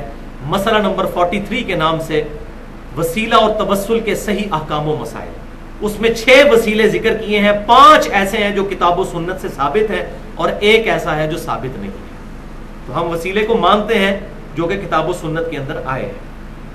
یہاں محل نہیں کہ میں ان کو ڈیٹیل کے ساتھ ایڈریس کروں. اب یہ دعا کی اللہ تعالیٰ نے, ظاہر ہے کہ دعا قبول کی ان کی, اور پھر ان کو اس ٹیسٹ جو جنت کے اندر ان کو ایک پروٹوٹائپ کے طور پر رکھا گیا تھا, اس کے بعد پھر اللہ تعالیٰ نے کہا کہ اب زمین پر اتر جاؤ. وہی اگلی آیت ہے, آیت نمبر 24. قال اهبطوا بعضكم لبعض عدو. اللہ تعالیٰ نے فرمایا کہ اب تم نیچے اتر جاؤ, تم میں سے بعض کے دشمن ہوں گے. انسان بھی انسانوں کے دشمن ہوں گے اور جنات بھی انسانوں کے دشمن ہوں گے. دونوں اعتبار سے اس کا معنی درست ہے. وَلَكُمْ فِي الْأَرْضِ مُسْتَقَرٌ وَمَتَاعٌ إِلَىٰ حِينٍ. اور تمہارے لیے زمین میں ٹھکانہ ہے رہنے کا, اور زمین کے جو اسباب ہیں ان سے نفع اٹھانا ہے, لیکن ایک مقررہ وقت تک. ہر شخص کو موت آئے گی, اس کے بعد اللہ کے حضور پیش ہوگا, اور وہی ذکر آ گیا. قال فیہا, پھر اللہ تعالیٰ نے مزید یہ بھی فرمایا کہ اس میں تحیون وفیہا تموتون, تم اسی زمین میں زندہ رہو گے اور پھر تمہیں موت آئے گی. ومنہا تخرجون, اور پھر تم اسی زمین سے زندہ کر کے اٹھائے جاؤ گے. یہ پرپسفل کریشن ہے. یہ پوری کائنات اللہ تعالیٰ نے انسان کے لیے پیدا کی ہے اور انسان کو اپنے لیے. اور یہ مضمون قرآن میں کئی جگہ ہے. اللہ تعالیٰ کی کریشن کا کلائمیکس ہے انسان. اس انسان کو اللہ تعالیٰ نے کسی مقصد کے تحت پیدا کیا ہے, اور وہ مقصد اگر اس نے پورا نہ کیا تو اللہ تعالیٰ کے حضور اس کی سخت پکڑ ہونے والی ہے.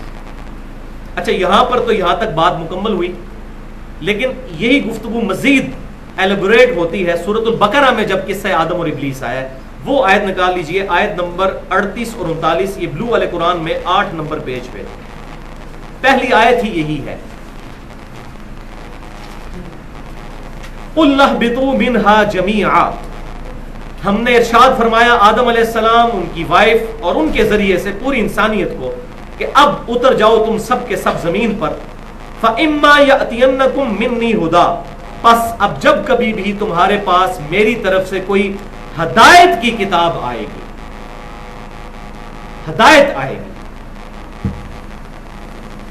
فَمَن تَبِعَ هُدَايَا, تو جو کوئی پیروی کرے گا پھر اس ہدایت کی, فَلَا خَوْفٌ عَلَيْهِمْ وَلَا هُمْ يَحْزَنُونَ, تو اسے نہ تو کوئی خوف ہوگا نہ کوئی غم, جو ہدایت کی پیروی کرے گا. اللہ اکبر.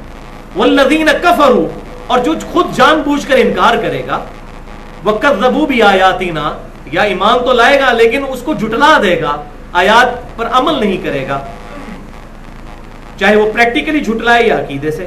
اولئک اصحاب النار, ایسے ہی لوگ ہوں گے دوست کی, ہم فیہا خالدون, اور وہ اس میں رہیں گے ہمیشہ ہمیش. والعیاذ باللہ تعالی. یہ ساتھ ہی بات ارشاد فرما دی. اسی طریقے سے سورہ طٰہٰ میں بھی آیت نمبر 123 نکال لیجئے. سورہ طٰہٰ آیت نمبر 123, پیج نمبر 321 پہ, یہ بلو والے قرآن میں سینٹر سے تھوڑا سا نیچے 321 سورہ طٰہٰ. یہاں بھی وہی کانٹیکسٹ چل رہا ہے کہ اللہ تعالیٰ نے جب زمین پر اتارا تو آدم علیہ السلام سے کیا کہا, قَالَ اهْبِطَا مِنْهَا جَمِيعًا, اللہ نے فرمایا تم سب کے سب اتر جاؤ اب نیچے. بعضکم لبعض عدو, تم میں سے بعض کے دشمن ہوں گے. فَإِمَّا يَأْتِيَنَّكُم مِّنِّي هُدًى, پس یہ یاد رکھنا جب کبھی بھی کوئی ہدایت کی بات کتاب تمہارے پاس آئے گی, فَمَنِ اتَّبَعَ هُدَايَا, تو جو کوئی پیروی کرے گا پھر اس ہدایت کی, فَلَا يَضِلُّ وَلَا يَشْقَى, تو وہ نہ تو گمراہ ہوگا اور نہ ہی وہ بدبخت ہوگا. اللہ, لو جی مسئلہ تقدیر بھی حل ہو گیا. بدبختی انسان خود کماتا ہے. اللہ تعالیٰ نے فرما دیا جو کتاب کی پیروی کرے گا نہ وہ گمراہ ہوگا اور نہ بدبخت ہوگا. تو جو پیروی نہیں کرے گا وہ گمراہ بھی خود ہوا, بدبخت بھی خود ہوا. اللہ تعالیٰ تو جان بوجھ کر کسی کو گمراہ کرنے والا نہیں ہے. سورہ طٰہٰ کے اندر آتا ہے اِنَّا هَدَيْنَاهُ السَّبِيلَ إِمَّا شَاكِرًا وَإِمَّا كَفُورًا, ہم نے راہ ہدایت واضح کر دی ہے, چاہو تو اسے مانو چاہے تو ہمارا انکار کر دو. اس حوالے سے میں نے یہ پوری گفتگو کی ہے تقریباً 1.5 گھنٹے کی, مسئلہ نمبر 78 کے نام سے, صراط مستقیم اور قبر کے 4 سوالات, 3 نہیں 4 سوالات. وہ آج میں ٹائم ملا تو وہ ساتھ چوتھا سوال بھی بتا دوں گا جو اصل امپورٹنٹ سوال ہے. اسی طریقے سے آپ کراس ریفرنس کے طور پہ ہی سورہ سبا کی آیت نمبر 50 نکال لیجئے, صفحہ نمبر 435 پہ, 435 پہ شروع میں یہ آیت ہے.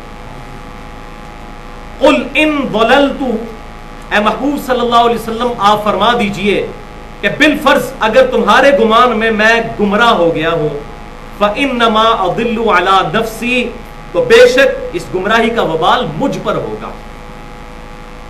وَإِنِ اهْتَدَيْتُ, اور اگر میں یہ دعویٰ کرتا ہوں کہ میں ہدایت پر ہوں, اللہ اکبر, اگر میں یہ دعویٰ کرتا ہوں کہ میں ہدایت پر ہوں, فَبِمَا يُوحِي إِلَيَّ رَبِّي, تو میں یہ دعویٰ اپنے رب کی اس وحی کی بنا پر کرتا ہوں جو اس نے میری طرف کی ہے. میں جو اتنے کانفیڈنس کے ساتھ کہتا ہوں کہ میں حق پر ہوں, تو یہ اپنے رب کی وحی کی وجہ سے کہتا ہوں. اللہ, انہو سمیع قریب, بے شک وہ سننے والا ہے اور بالکل قریب ہے. اللہ اکبر. تو نبی صلی اللہ علیہ وسلم کی مبارک زبان سے یہ کہلوایا گیا کہ آپ ان سے فرما دیجئے کہ اگر میں ہدایت پہ ہونے کا دعویٰ کر رہا ہوں تو اس کی وجہ یہ ہے کہ یہ کتاب میرے پاس آئی ہے. اسی طریقے سے بعض لوگ اب میرے بارے میں بھی ظاہر ہے کنٹروورشل گفتگو، جن کی پیٹ پہ لات پڑتی ہے تو کہتے ہیں جی وہ علی بھائی یہ بات کرتے ہیں، وہ بڑے اعتماد کے ساتھ کہتے ہیں یہی حق ہے. تو بھائی وہ اعتماد اس وجہ سے ہے کہ میرے ایمان کا تقاضا ہے. اگر میں کہتا ہوں قرآن میں ہے اور یہی حق ہے تو میں قرآن کو حق پر کہوں گا تو خود ایمان والا ہوں گا، ورنہ تو بے ایمان ٹھہروں گا. ہاں اگر کہیں پر میری ذاتی رائے ہو اس سے کوئی اختلاف کر سکتا ہے، لیکن اگر قرآن میں صحیح حدیث میں کوئی بات آ جائے تو ڈنکے کی چوٹ پہ وہ ٹھیک ہے، چاہے دنیا کے سارے مولوی ایک طرف کھڑے ہو جائیں. حق بات وہی ہے جو کتاب و سنت کے اندر ہے. اور ظاہر ہے کہ جس کی روٹی دین کے ساتھ جڑی ہوئی ہے اس سے تو پھر آپ ایکسپیکٹ نہ کریں کہ وہ آپ کو ہمیشہ ہی حق بات بتائے گا. وہ تو پہلے اپنا مکتبہ فکر سامنے رکھے گا کہ کوئی ایسی بات نہ کروں جس سے میرے مکتبہ فکر پر آڑ آ جائے کہ لوگ مجھے پھر وہ مسجد سے ہی فارغ کر دیں. والعیاذ باللہ تعالی. اسی کانٹیکسٹ میں 3 احادیث بڑی اہم ہیں، میں چاہ رہا ہوں یہیں پر بیان کر دوں. پہلی حدیث صحیح مسلم میں انٹرنیشنل نمبرنگ کے مطابق کتاب الجمعہ چیپٹر میں 2005 نمبر حدیث ہے کہ آپ صلی اللہ علیہ وسلم جب بھی کوئی تقریر فرمایا کرتے تھے، خصوصاً جمعے کا خطبہ، تو اس کے شروع میں آپ صلی اللہ علیہ وسلم یہ چند باتیں ارشاد فرمایا کرتے تھے. صحیح مسلم میں بھی، مسند احمد میں بھی اور سنن نسائی میں بھی صحیح سند کے ساتھ یہ حدیث موجود ہے جو میں نے شروع میں خطبہ پڑھا. اما بعد فإن خیر الحدیث کتاب اللہ. آگاہ ہو جاؤ اس کے بعد کہ سب سے بہترین کلام اللہ کی کتاب ہے. وہی فإما یأتینکم منی ھدی فمن تبع ھدایا فلا خوف علیہم ولا هم یحزنون. آگاہ ہو جاؤ کہ سب سے بہترین کلام اللہ کی کتاب ہے. وخیر الہدی ہدی محمد صلی اللہ علیہ وسلم. اور سب سے ہدایت یافتہ راستہ محمد صلی اللہ علیہ وسلم کا ہے. وشر الامور محدثاتها. اور بدترین کام وہ ہیں جو دین میں خود سے جاری کیے جائیں. وکل محدثۃ بدعہ. اور یہ تمام نئے کام بدعتیں ہیں. وکل بدعۃ ضلالہ. اور تمام بدعتیں گمراہیاں ہیں. وکل ضلالۃ فی النار. اور تمام گمراہیاں دوزخ میں لے جانے والی ہیں. والعیاذ باللہ تعالی. دوسری حدیث بھی صحیح مسلم میں ہے انٹرنیشنل نمبرنگ کے مطابق کتاب الحج چیپٹر میں 2950. حجۃ الوداع کا آپ صلی اللہ علیہ وسلم کا خطبہ.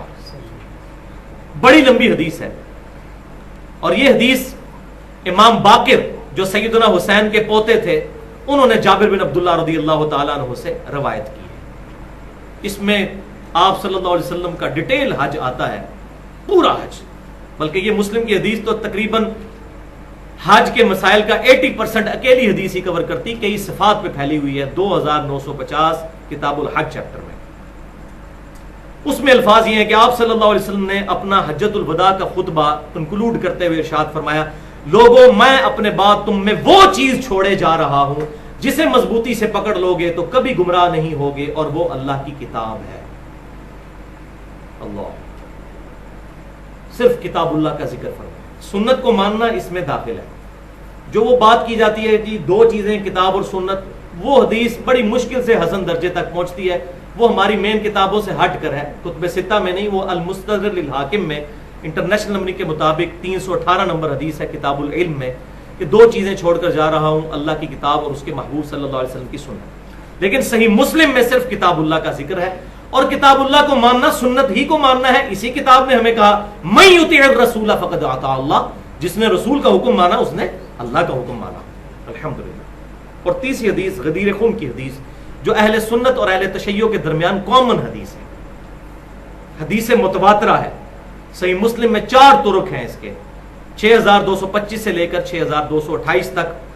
کتاب الفضائل کے اندر سیدنا علی رضی اللہ تعالیٰ عنہ کے فضائل کے چیپٹر میں یہ غدیر خون کی حدیث آتی ہے جو ہم نے اپنے منہج پہ بھی لکھ کے لگائی ہوئی ہے کہ آپ صلی اللہ علیہ وسلم نے حج سے واپسی پر اپنی وفات سے 2.5 مہینے پہلے مکے اور مدینے کے درمیان خم نامی گاؤں میں خطبہ دیا. آپ صلی اللہ علیہ وسلم نے ارشاد فرمایا، اے لوگو آگاہ ہو جاؤ، میں بھی ایک انسان ہوں. قریب ہے کہ اللہ کا قاصد یعنی موت کا فرشتہ میرے پاس آئے اور میں اس کی دعوت قبول کر لوں. میں اپنے بعد تم میں 2 بھاری چیزیں چھوڑ کر جا رہا ہوں. ان میں سے پہلی چیز اللہ کی کتاب ہے، اس میں ہدایت ہے، اس میں نور ہے. تم اللہ کی کتاب کو پکڑو اپنا تعلق اس کتاب کے ساتھ مضبوط کرو. اللہ کی کتاب اللہ کی رسی ہے, جو اسے پکڑے گا وہ ہدایت پر ہوگا, جو اسے چھوڑ دے گا گمراہ ہو جائے گا. قرآن کی ایسی تعریف میرا چیلنج ہے, دنیا کی کسی حدیث میں موجود نہیں جو غدیر خم کی حدیث میں. کسی حدیث میں قرآن کی ایسی تعریف نہیں آئی. اور یہ ٹروتھ بھی ریویلڈ کر دیا کہ یہ اللہ کی رسی ہے, جو قرآن میں آیا تھا وَاعْتَصِمُوا بِحَبْلِ اللَّهِ جَمِيعًا وَلَا تَفَرَّقُوا. قرآن سے نہیں پتا چلتا تھا کہ وہ اللہ کی رسی کیا ہے ڈائریکٹلی, وہ غدیر خم پر پتا چلا کہ اللہ کی کتاب ہے. اور پھر زید ابن ارقم کہتے ہیں آپ صلی اللہ علیہ وسلم ہمیں ترغیب دلاتے رہے, اللہ کی کتاب, اللہ کی کتاب, اللہ کی کتاب. اور پھر فرمایا دوسری چیز میرے اہل بیت ہیں, میں اپنے اہل بیت کے معاملے میں تمہیں اللہ سے ڈراتا ہوں, میں اپنے اہل بیت کے معاملے میں تمہیں اللہ سے ڈراتا ہوں, کیونکہ آپ صلی اللہ علیہ وسلم کو یہ غیبی خبر دی جا چکی تھی کہ آپ کی وفات کے بعد آپ کی امت آپ کے اہل بیت کے ساتھ برا سلوک کرے گی. تو آپ صلی اللہ علیہ وسلم نے پہلے ہی امت کو ڈرایا. لہذا جن لوگوں نے سیدنا حسین ابن علی رضی اللہ تعالیٰ عنہ کو ظلماً شہید کیا, ڈائریکٹلی چاہے عبید اللہ ابن زیاد ہو یا انڈائریکٹلی یزید ابن معاویہ, ہم کسی سے محبت نہیں کرتے, ہم اہل بیت سے محبت کرتے ہیں اور ان کا معاملہ اللہ کے سپرد کرتے ہیں. تو اہل بیت کے احترام کا کہا, لیکن پکڑنا کتاب اللہ. تو کتاب اللہ ہدایت کے لیے کافی. اور اس پہ میں ایک جملہ بولا کرتا ہوں, بخاری اور مسلم کی متفق علیہ حدیث کے کانٹیکسٹ میں, اور آپ صلی اللہ علیہ وسلم کی وفات والے چیپٹر میں امام بخاری یہ لے کر آئے ہیں. انٹرنیشنل نمبر کے مطابق کتاب المغازی چیپٹر میں 4460 نمبر حدیث ہے کہ سیدنا طلحہ رحمۃ اللہ علیہ نے عبداللہ بن ابی اوفا رضی اللہ تعالیٰ عنہ سے پوچھا کہ بتائیے کیا رسول اللہ صلی اللہ علیہ وسلم نے اپنا وصی کسی کو بنایا تھا؟ تو انہوں نے کیٹاگوریکل ڈینائی کیا کہ نہیں, البتہ آپ صلی اللہ علیہ وسلم نے ہمیں کتاب اللہ پر عمل کرتے رہنے کی وصیت فرمائی تھی. یہ ہے وصی رسول صلی اللہ علیہ وسلم, اور حقیقت ہے اسی کو ہی ہونا چاہیے. سیدنا ابوبکر صدیق, سیدنا عمر, عثمان و علی رضی اللہ عنہم اجمعین وصی ہو بھی نہیں سکتے. ٹیکنیکلی یہ بات غلط ہو جائے گی. کیوں؟ نبی صلی اللہ علیہ وسلم جب دنیا سے جا رہے تھے, اگر کسی کو وصی بنا کر جاتے تو اس نے بھی تو مرنا تھا. تو آپ صلی اللہ علیہ وسلم نے پوری امت کے لیے قیامت تک کے لیے کوئی وصی چھوڑنا تھا, اور وہ یہ کتاب ہے جو سیدنا ابوبکر صدیق رضی اللہ تعالیٰ عنہ کے پاس بھی ہدایت تھی, آج بھی ہمارے لیے ہدایت, اور قیامت تک آنے والے آخری انسان کے لیے, مسلمان نہیں ہر انسان کے لیے ہدایت ہے. اور اس پہ میں نے یوم عرفہ 1432 ہجری میں ڈیٹیل سے 2 گھنٹے کی گفتگو کی تھی, امام الانبیاء کی دعوت قرآن. اس میں میں نے قرآن پاک کے حوالے سے الحمدللہ ان ڈیپتھ اس کی فضیلت اور اس کی تعلیمات کے کانٹیکسٹ میں 50 آیات سے گفتگو کی تھی. اگر کسی کو وہ شوق ہو تو اہل سنت پاک .com سے وہ لیکچر سن سکتا ہے. مسئلہ نمبر 1 کے نام سے 1 اس کو ہم نے الحمدللہ اپلوڈ کر دیا ہے. اب آ جائیے جناب اگلی آیت کی طرف. آیت نمبر ہے 26. یا بنی آدم قد انزلنا علیکم لباسا, اے آدم علیہ السلام کی اولاد, بے شک ہم نے تمہارے لیے اتارا لباس, یواری سوآتکم وریشا, جو ڈھانپتا ہے تمہیں اور تمہاری شرمگاہوں کو ڈھانپنے کے لیے, اور وہ زینت کا بھی باعث ہے. وَلِبَاسُ التَّقْوَى, اور تقوی کا لباس, ذَلِكَ خیر, وہ سب سے بہتر ہے. خالی یہ نہیں ہے کہ نقاب پوش عورت ہے اور اندر وہ بے حیا ہے, ایسا نہ ہو. دل کا تقوی بھی پیرلل میں ہو اور ظاہری بھی گیٹ اپ درست ہو. ذَلِكَ مِنْ آیات اللہ, یہ ہے اللہ کی آیات, لَعَلَّهُمْ يَذَّكَّرُونَ, تاکہ وہ نصیحت قبول کریں.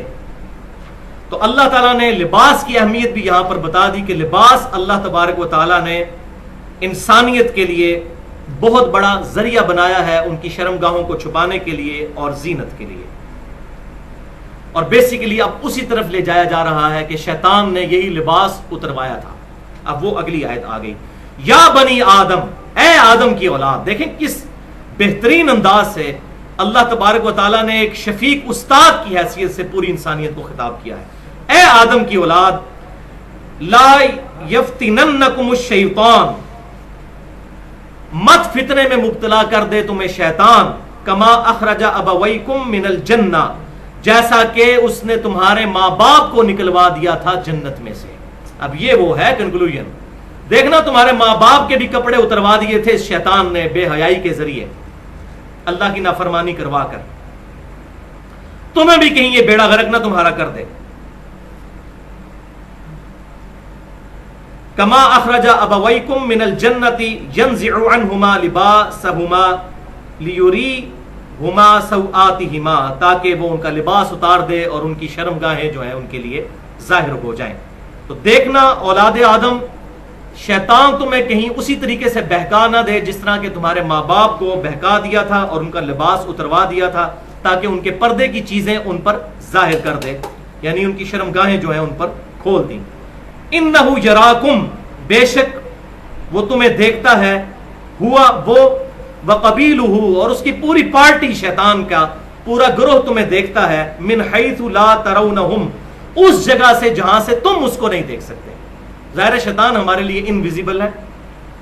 انا جعلنا الشیاطین اولیاء للذین لا یؤمنون، بے شک ہم نے بنا دیا ہے شیاطین کو دوست ان لوگوں کا جو کہ ایمان نہیں رکھتے۔ تو ظاہر ہے کہ جب ایمان نہیں ہوگا، اندر گندگی ہوگی، حق بات قبول نہیں کرنا ہوگا، تو گند پہ تو آ کر مکھی بیٹھے گی، انسان خود شیطان کو اپنی طرف مائل کرے گا، والعیاذ باللہ تعالی۔ اس کانٹیکسٹ میں یہ بات یاد رکھیے کہ صحیح بخاری اور صحیح مسلم کی متفق علیہ حدیث ہے کہ آپ صلی اللہ علیہ وسلم نے فرمایا کہ اللہ کا ذکر کرنے والے کی مثال زندہ کی سی ہے اور ذکر نہ کرنے والے کی مثال مردہ کی سی ہے۔ جو ذکر کرے گا اللہ تعالیٰ اسے شیطان سے دور رکھے گا، جو خود شیطان کے ساتھ یاری لگائے گا تو اللہ تعالیٰ نے زبردستی کسی کو ہدایت پر نہیں چلانا، کیونکہ یہ کام اگر کرنا ہوتا تو اس طرح کی مخلوق تو فرشتے پہلے اللہ کے پاس ہیں۔ اللہ تعالیٰ نے انسان کو ایسی مخلوق بنایا ہے جو اپنی مرضی اور اپنی چوائس سے اپنے رب کو چوز کرے، الحمدللہ۔ سورہ الزخرف کی آیت نمبر ہے 36، بڑی امپورٹنٹ ہے، یہ نکال لیجئے، پارہ نمبر 25 میں سورہ الزخرف ہے، آیت نمبر ہے 36، 493 نمبر پیج پہ پہلی آیت ہی یہی ہے بلو قرآن میں۔ بسم اللہ الرحمن الرحیم، وَمَن يَعْشُ عَن ذِكْرِ الرَّحْمَٰنِ، جو کوئی رحمان کے ذکر سے خود کنارہ کشی اختیار کرے، نُقَيِّضْ لَهُ شَيْطَانًا، تو ہم اس پر مسلط کر دیتے ہیں شیطان، فَهُوَ لَهُ قَرِينٌ، تو وہ اس کا برا ساتھی بن جاتا ہے۔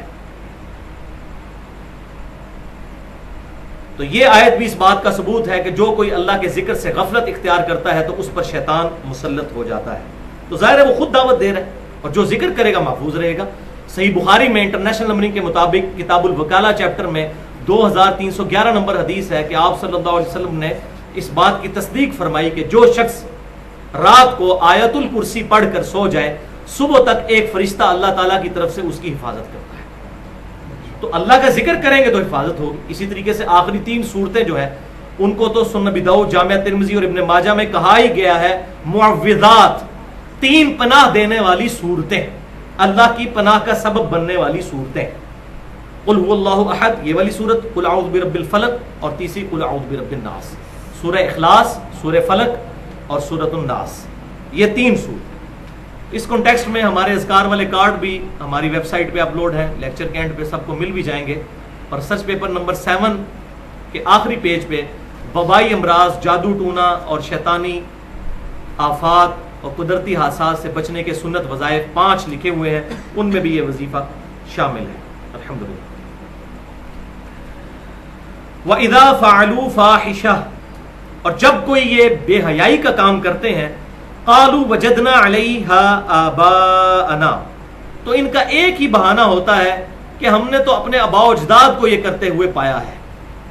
کوئی دلیل صحیح ان کے پاس موجود نہیں ہوتی، وہ یہ کہتے ہیں کہ ہم نے اپنے آباء و اجداد کو یہ کرتے ہوئے پایا ہے۔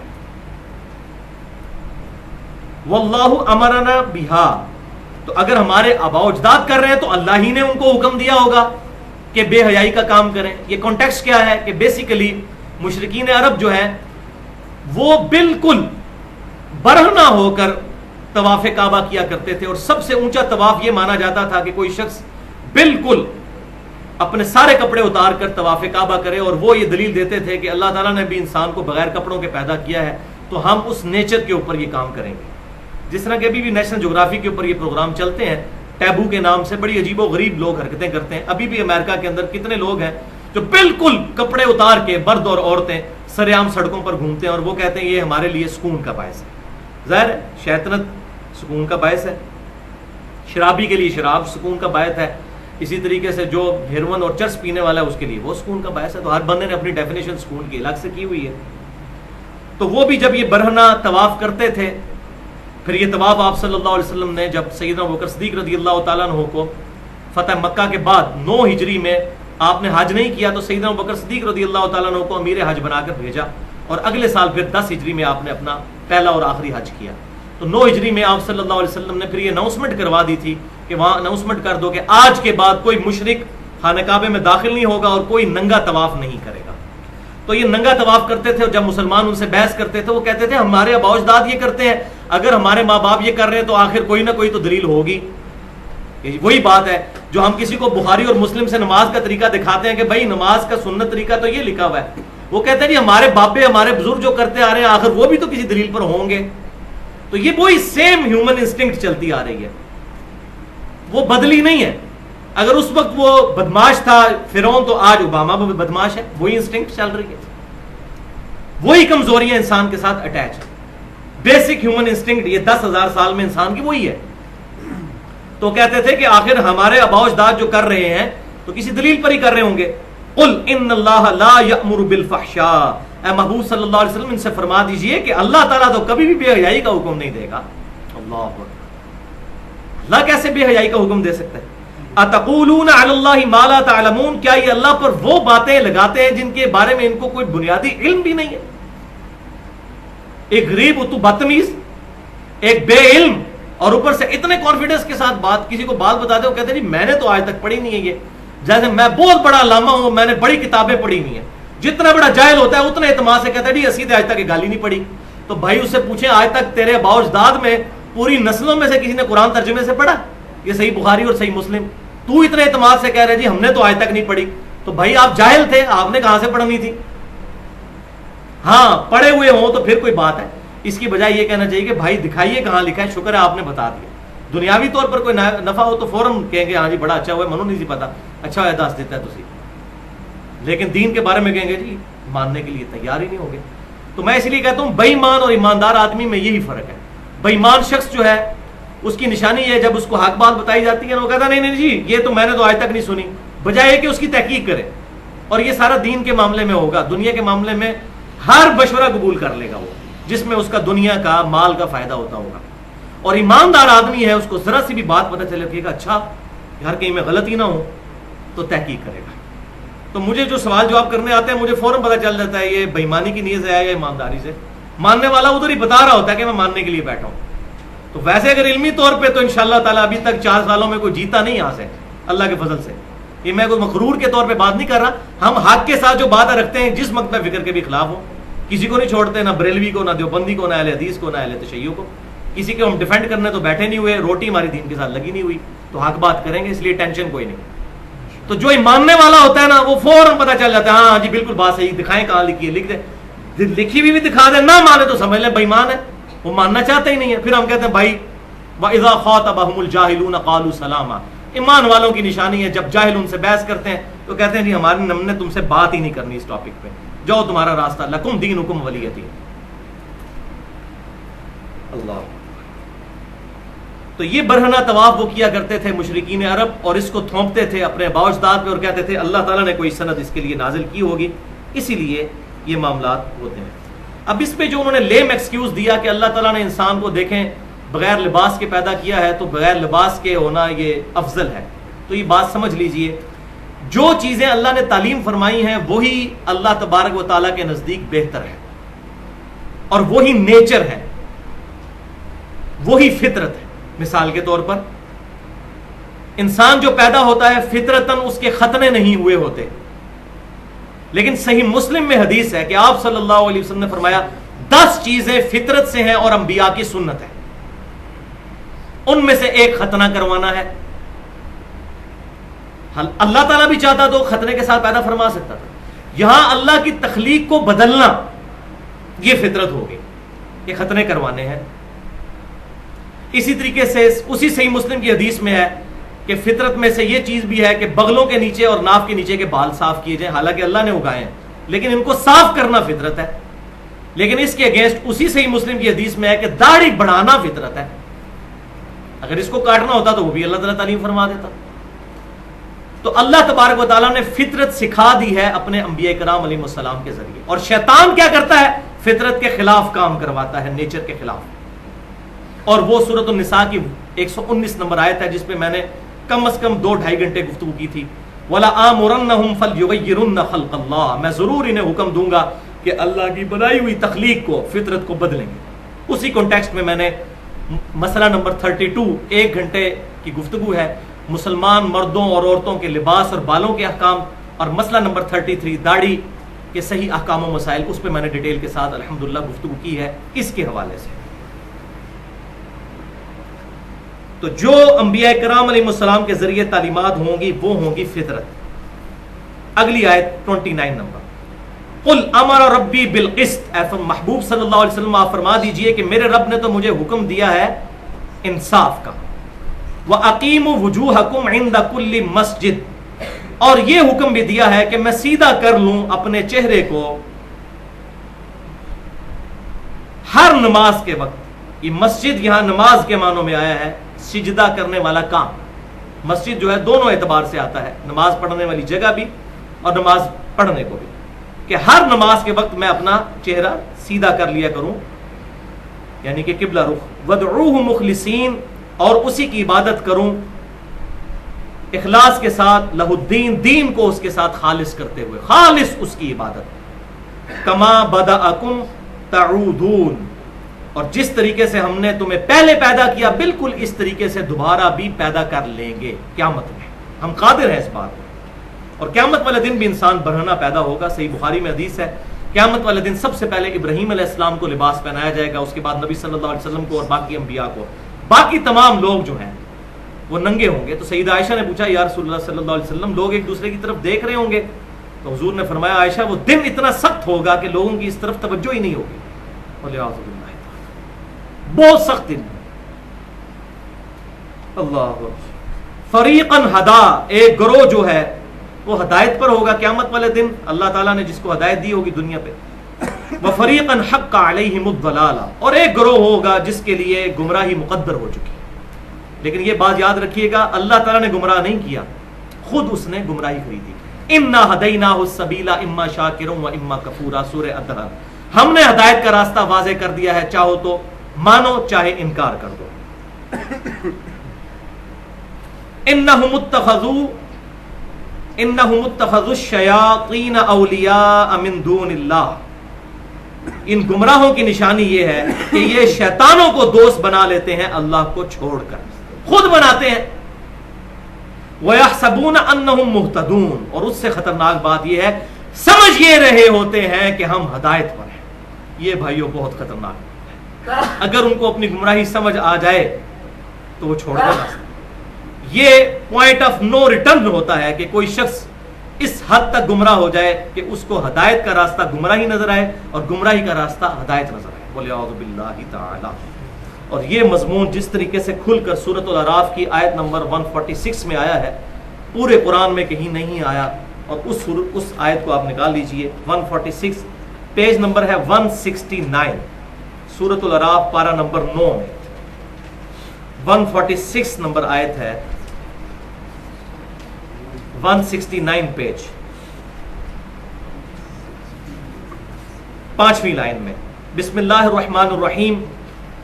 سأصرف عن آیاتی الذین یتکبرون فی الارض بغیر الحق، ہم پھیر دیں گے ان لوگوں کو جو زمین میں بغیر حق کے تکبر کرتے پھرتے ہیں اپنی آیات سے. اللہ تعالیٰ فرما رہے ہیں ہم پھیر دیں گے. لیکن یہ نہ سمجھیے گا انیشلی اللہ تعالیٰ پھیرتا ہے ان کی برائی کی وجہ سے. جیسے دنیا میں وہ مجرم جرم کرتا ہے پھر اس پہ دفع لگتی ہے، مہر لگتی ہے، تو یہ اللہ تعالیٰ کی طرف کی ڈیوائن مہر لگے گی ان کے اپنے کرتوتوں کی وجہ سے. اس کی دلیل بھی میں آگے بتا دوں گا.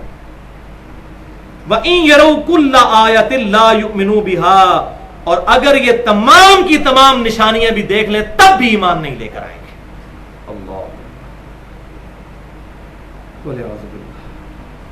وَإِن يَرَوْا سَبِيلَ الرُّشْدِ لَا يَتَّخِذُوهُ سَبِيلًا، اور اگر یہ رشد و ہدایت کا راستہ دیکھیں کبھی اس کو اپنا راستہ نہیں بنائیں گے. وَإِن يَرَوْا سَبِيلَ الْغَيِّ، اور اگر یہ طغیانی کا اور گمراہی کا راستہ دیکھیں یتخذوہ سبیلا، اس کو اپنا راستہ بنا لیں گے، وہ ان کو صحیح راستہ نظر آ رہا ہوگا. ذالک بانہم کذبوا بآیاتنا، اس کی وجہ یہ ہے کہ انہوں نے جھٹلا دیا ہے اللہ کی آیات کو، چاہے عقیدے میں چاہے عمل میں. اگر ایک مسلمان ہے وہ کہتا ہے میں اللہ کو مانتا ہوں لیکن اللہ کی ہی نہیں مانوں گا، تو اس نے جھٹلا دیا. اللہ کو بھی ماننا ہے، اللہ کی بھی ماننی ہے، محبوب صلی اللہ علیہ وسلم کو بھی ماننا ہے اور محبوب صلی اللہ علیہ وسلم کی بھی ماننی ہے.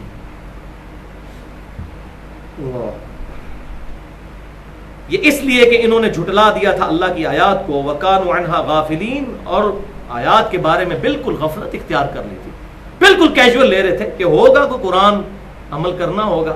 اے جہاں میٹھا اگلا کس نے ڈٹھا، اس دنیا میں تو زندگی ہے، اس کو انجوائے کرو، اگلی کس نے دیکھی ہے، دنیا نقد ہے آخرت ادھار ہے. وَلِعَوْذُ بِاللَّهِ تَعَالَى. اب اس مضمون کی طرف جو میں کہہ رہا ہوں کہ اللہ تعالیٰ ڈیوائن مور کیوں لگاتا ہے، وہ 7ویں پارے کی آخری آیت ہے، پیج نمبر 142 سورۃ الانعام آیت نمبر 110، 7ویں پارے کی آخری آیت. وَنُقَلِّبُ أَفْئِدَتَهُمْ وَأَبْصَارَهُمْ، اور ہم پھیر دیتے ہیں ان کی عقلوں کو، یا دل بھی ترجمہ اگر کوئی کر لے کیونکہ روح کا مسکن دل ہے، لیکن اپروپریٹ ٹرانسلیشن ہے اس کی افئدہ کی عقل. ہم پھیر دیتے ہیں ان کی عقلوں کو اور ان کی آنکھوں کو حق بات سے دور کر دیتے ہیں. وجہ کما لم یؤمنوا بہ اول مرہ، جیسا کہ جب پہلی دفعہ ان پر حق کو کھل گیا تھا انہوں نے ایمان قبول نہیں کیا، ضد کی، اللہ کی ڈیوائن مور لگ گئی. جس طرح پہلی دفعہ انہوں نے ضد کی اور حق بات سمجھ آنے کے باوجود قبول نہیں کی، ہم ان کے دلوں کو، ان کی آنکھوں کو حق سے پھیر دیں گے. وَلِعَوْذُ بِاللَّهِ تَعَالَى وَنَذَرُهُمْ فِي طُغْيَانِهِمْ يَعْمَهُونَ، اور ہم انہیں ان کی طغیانی اور سرکشی میں چھوڑ دیں گے کہ وہاں پر بھٹکتے پھریں. وَلِعَوْذُ بِاللَّهِ تَعَالَى. اور اگلی آیت وَلَوْ أَنَّنَا نَزَّلْنَا إِلَيْهِمُ الْمَلَائِكَةَ، اور اب ان کی حالت یہ ہے کہ بے شک اگر ان پر فرشتے بھی نازل ہو جائیں، وَكَلَّمَهُمُ الْمَوْتَى، اور مردے نکل کے ان سے باتیں کرنا شروع کر دیں کہ آخرت حق ہے اور یہ واقعی معاملہ ہونے والا ہے، مردے بھی نکل کر ان کو بتا دیں. اللہ اکبر. وَحَشَرْنَا عَلَيْهِمْ كُلَّ شَيْءٍ قُبُلًا، اور ہر چیز کھول کر ان کے سامنے رکھ دی جائے. مَا كَانُوا لِيُؤْمِنُوا، یہ کبھی ایمان نہیں لے کر آئیں گے، الا ان یشاء اللہ، ہاں یہ ہے کہ پھر اللہ تعالیٰ ہی کوئی جرم ان کا معاف کر دے اور زبردستی ان کو اس کی طرف لگا دے، وہ الگ بات ہے، ورنہ کبھی ایمان نہیں لے کر آئیں گے. وَلَٰكِنَّ أَكْثَرَهُمْ يَجْهَلُونَ، لیکن اکثر لوگ جو ہے اس معاملے میں جہالت کا شکار ہے. دیکھ لیں جناب، قرآن کا فلسفہ بالکل ڈیفرنٹ ہے اور عوام الناس کے عقائد بالکل ڈیفرنٹ ہے. میرے استاد ڈاکٹر اسرار صاحب رحمۃ اللہ علیہ، اللہ تعالیٰ ان کی غلطیاں معاف کرے، ان کو نیک کاموں کا اجر دے.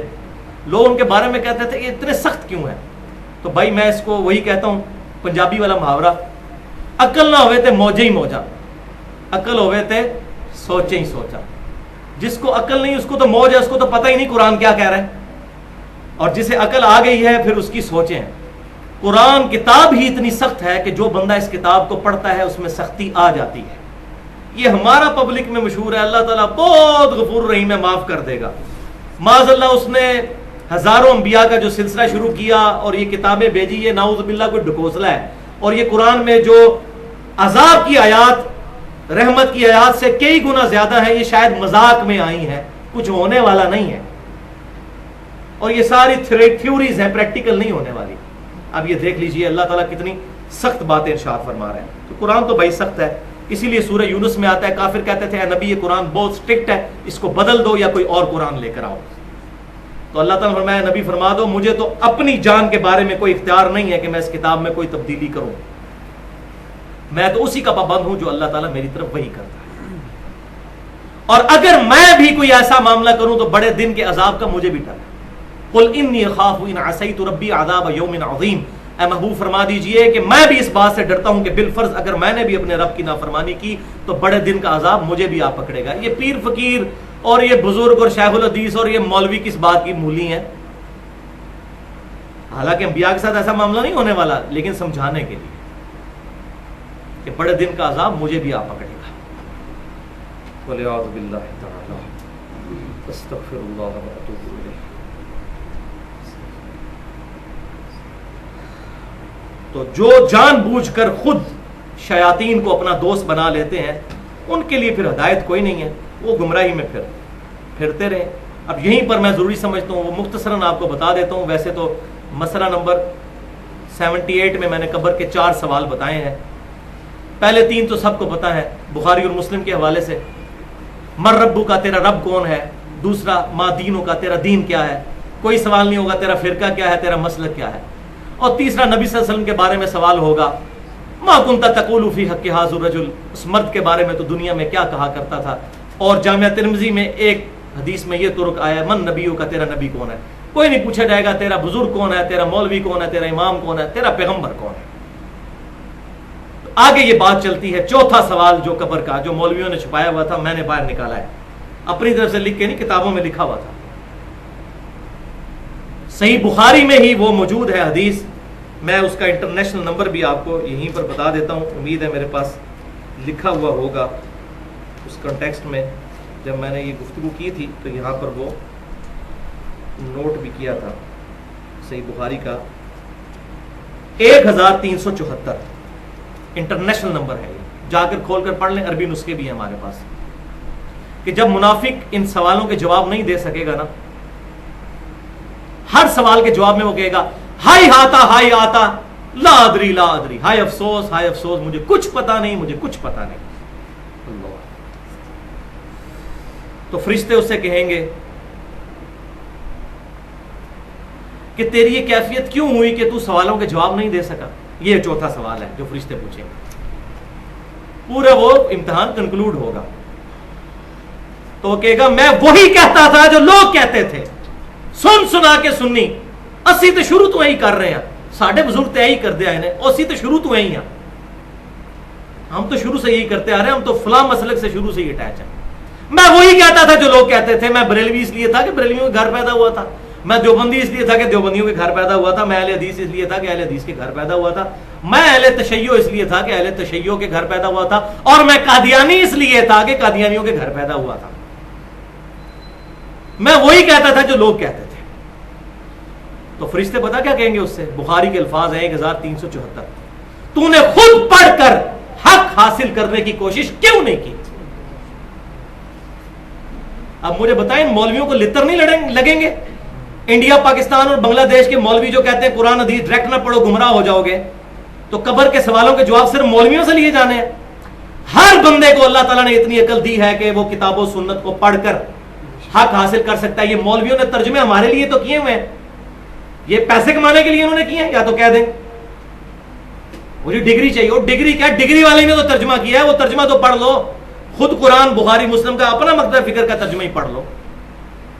اب اس معاملے میں نے پوری گفتگو مسئلہ نمبر 72 فرقہ واریت, علماء و بزرگ اور اتحاد امت, 2 گھنٹے کی گفتگو ہے. 10 لیکچر سے 12 کلپس اٹھا کر یہ پوری ڈیٹیل سے میں نے گفتگو اس حوالے سے کی ہے, جو مولوی دھوکے دیتے ہیں پبلک کو. تو وہ جب فرشتہ اس سے کہے گے فرشتے کہ تو نے خود پڑھ کر سمجھنے کی کوشش کیوں نہیں کی, پھر آپ صلی اللہ علیہ وسلم فرماتے ہیں, حدیث یہاں ختم نہیں ہوئی ہے, ابھی ڈراپ سین آنا ہے اس کا. پھر فرشتے اس کو ایک ہتھوڑا مارتے ہیں, زمین کو فلیٹ ہو جاتا ہے زمین کے برابر, اور اس کی چیخو پکار کی آواز زمین و آسمان کی ہر مخلوق سنتی ہے سوائے جنوں اور انسانوں کے. کیونکہ جن اور انسان سن لیں تو بندے کے پتر نہ بن جائیں, ان کو نہیں سنایا جائے گا. صحیح مسلم میں حدیث ہے, میں نے خواہش کی کہ اپنے رب سے دعا کرو کہ تمہیں عذاب قبر سنوا دے, لیکن مجھے ڈر ہوا پھر تم اپنے مردوں کو دفنانا ہی چھوڑ دو گے, پھر تو پردہ ہی اٹھ گیا نا. اسی لیے میں کہتا ہوں جناب, یہ بڑے بڑے جو مولوی لوگوں کو گمراہ کر کے جماعتوں کے امیر ان کو دفنا کر نکلتے, اور آپ لوگ جنازہ گاہ تک ہی پہنچتے, ابھی قبرستان کی دیواروں تک تو دھڑال کی آواز آتی, پتہ چلتا ہے اتنے بڑے جو بزرگ تھے, اتنے بڑے گمراہ تھے, وہ چوتھا سوال ان کا یہ آ گیا. یہ نہ سمجھیے گا کہ جس کو سوالوں کے جواب تو سب کو پتہ ہے کہ میرا رب اللہ ہے, دین اسلام ہے, اور نبی صلی اللہ علیہ وسلم میرے پروفٹ ہے, پتہ تو سب کو ہے, لیکن وہاں زبان نہیں چلے گی. دنیا میں جو کچھ گنگنایا وہی کچھ ہوگا, جس کی توجہ جدھر ہوتی ہے وہی مصیبت میں اسی کو یاد کرتا ہے.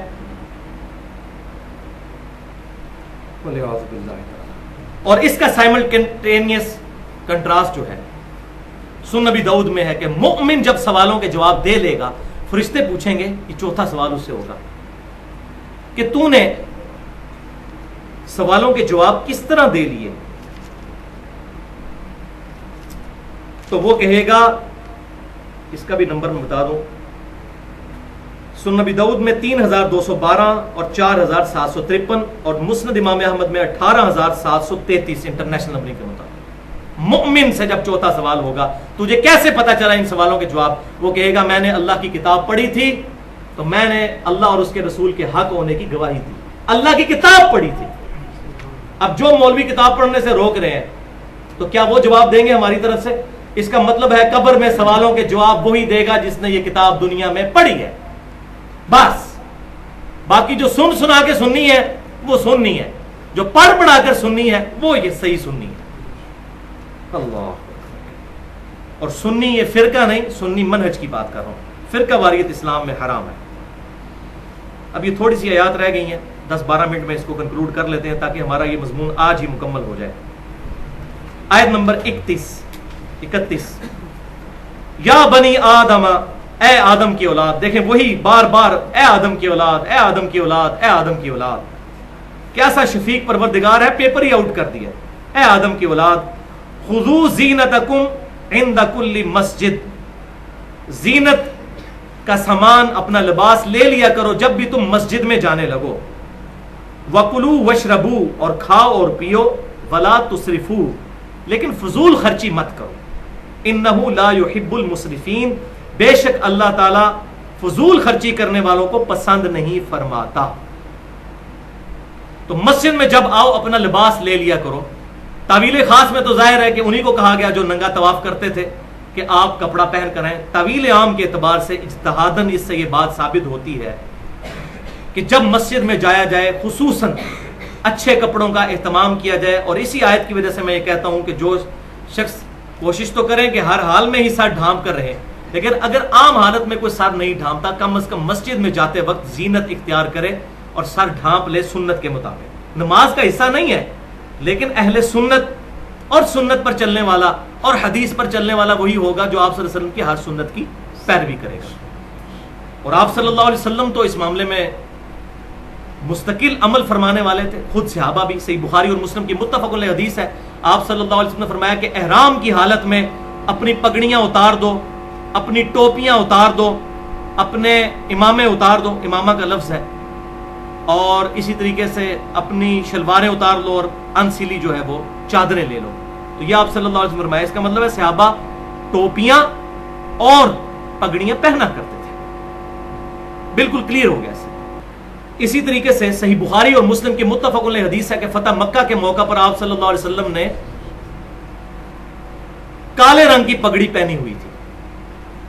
المستدرک للحاکم میں صحیح سند کے ساتھ موجود ہے کہ عبد الرحمن بن عوف رضی اللہ تعالیٰ عنہ نے سفید پگڑی باندھی لیکن اس پہ شملہ نہیں چھوڑا تھا، یہ والا یا یہ والا۔ تو آپ صلی اللہ علیہ وسلم نے پگڑی کھول کر اپنے مبارک ہاتھوں سے باندھی اور فرمایا، اے عبد الرحمن بن عوف، پگڑی اس طرح باندھا کرو۔ آپ نے ایک چپے کے برابر شملہ چھوڑا اور فرمایا شملہ چھوڑا کرو، ایسے پگڑی خوبصورت لگتی ہے۔ اپنے مبارک ہاتھوں سے پگڑی باندھی۔ بلکہ اس سے بھی بڑھ کر بخاری اور مسلم کی وہ حدیث ہے کہ آپ صلی اللہ علیہ وسلم وضو کے دوران اپنی پگڑی پر بھی اور اپنے موزوں پر بھی مسح فرمایا کرتے تھے، یعنی آپ وضو کرتے ہوئے بھی پگڑی اپنی نہیں اتارتے تھے، اس کے اوپر ہی مسح کر لیتے تھے۔ اب یہ موزوں کے مسح اور پگڑی کے مسح ایک ہی جگہ ذکر ہوا ہے، تو آپ صلی اللہ علیہ وسلم اس کا اہتمام کرتے تھے۔ تو صحیح سنی وہی ہوگا، اہل سنت وہی ہوگا، اصحاب الحدیث، حدیث پر چلنے والا وہی ہوگا جو ساری سنتوں پر عمل کرنے کی کوشش کرے گا، اور یہی صحابہ کا طریقہ تھا۔ جو صحیح بخاری میں اوپر تلے 10 حدیثیں امام بخاری لے کر آئے کہ عبداللہ ابن عمر رضی اللہ تعالیٰ عنہ سفر حج کے دوران حضور صلی اللہ علیہ وسلم جہاں جہاں رک کر سواری سے اتر کر نفل پڑھتے تھے، وہ جب بھی حج کرنے جاتے تھے ان جگہوں پر جا کر نماز پڑھتے تھے، حتیٰ کہ وہ راوی کہتے ہیں ایک جگہ مسجد تھی لیکن مسجد میں نماز نہیں راستے میں پڑھتے تھے، مسجد سے اتر کر ایک برساتی نالا تھا، اس پہ ایک پتھر تھا، وہاں نماز پڑھتے تھے کہ حضور نے سفر کے دوران یہاں پڑھی، حالانکہ دین کا ایسا نہیں تھا، لیکن آپ صلی اللہ علیہ وسلم کی ایک ایک ادا کو ادا کرنے والے تھے الحمدللہ۔ لہٰذا یہ ٹوپی یا پگڑی یا سر پہ چادر لینے کا مسئلہ یہ کوئی بریلوی دیوبندی اہل حدیث شیعہ کا مسئلہ نہیں ہے۔ اس معاملے میں سستی جو کرتے ہیں اہل حدیث اور اہل تشیع کرتے ہیں، بریلوی دیوبندی ماشاءاللہ اس معاملے میں سر ڈھانپنے کا اہتمام کرتے ہیں. جو حق بات کسی کی ہے وہ کرنی چاہیے. لیکن یہ بیماری اہل حدیث اور اہل تشیع کے ہاں آئی ہے کہ ننگے سر نماز پڑھنا. میں یہ نہیں کہتا گناہ ہے یا نماز نہیں ہوتی, لیکن یہ سنت کے خلاف ہے, خلاف سنت ہے. بلکہ علماء عرب تو بہت سخت ہے اس مسئلے میں. میرے پاس فتویٰ موجود ہے علماء عرب کا, وہ تو کہتے ہیں جو بندہ ہمیشہ ننگے سر نماز پڑھتا ہے وہ بدعتی ہے. میں نہیں تائید کرتا اس فتوے کی, لیکن دیکھ لیں کہ وہاں پر کتنی سختی پائی جاتی ہے. یہ خصوصاً اہل حدیث مکتبہ فکر کے لوگوں کے لیے ایک علمی پھکی ہے.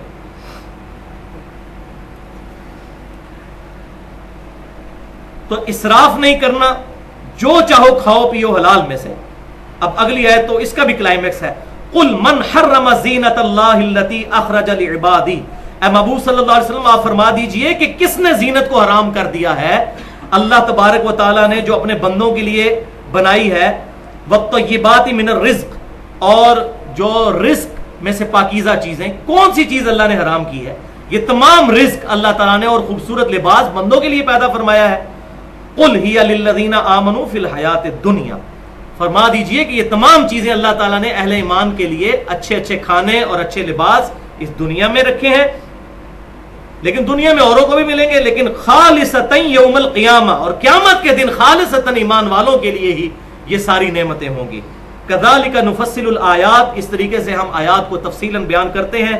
لقوم یعلمون, اس قوم کے لیے جو حقیقت کو سمجھنا چاہے.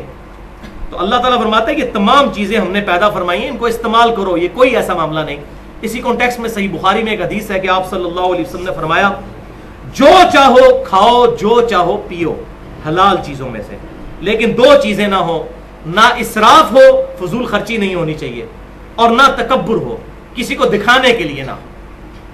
اور تکبر کی ڈیفینیشن بھی صحیح مسلم میں حدیث ہے.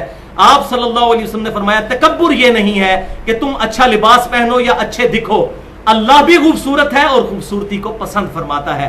تکبر یہ ہے کہ تم لوگوں کو حقیر جانو اور حق بات سے اناد کرو. حق بات پتہ چل گئی کو نہیں میں نے نہیں ماننی, یہ تکبر ہے. اور لوگوں کو حقیر سمجھو. ایک بندے نے کوئی مہنگا لباس پہنا ہوا ہے, حلال پہنے, بے شک پہنے, لیکن دوسروں کو حقیر نہ سمجھے. اور حق بات سے اناد کرنا یہ ہے تکبر. وَلِعَاذُ بِاللَّهِ تَعَالَى. اصل تکبر ہے حق بات کو نہ ماننا.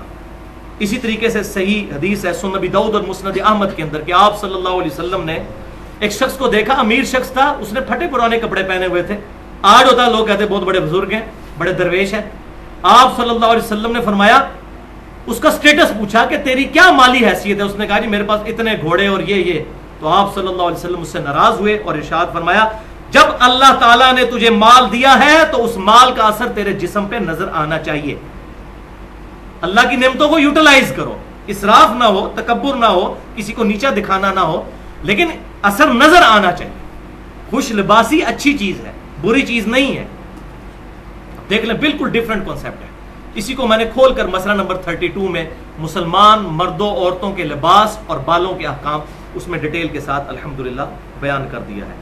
اب اللہ تعالیٰ نے بات کو کنکلوڈ کیا ہے کہ تمہیں بڑا شوق ہے نا ان چیزوں سے بچنے کا اور درویشی اختیار کرنے کا, میں تمہیں بتاتا ہوں کون سی چیزیں اللہ نے حرام کی ہیں.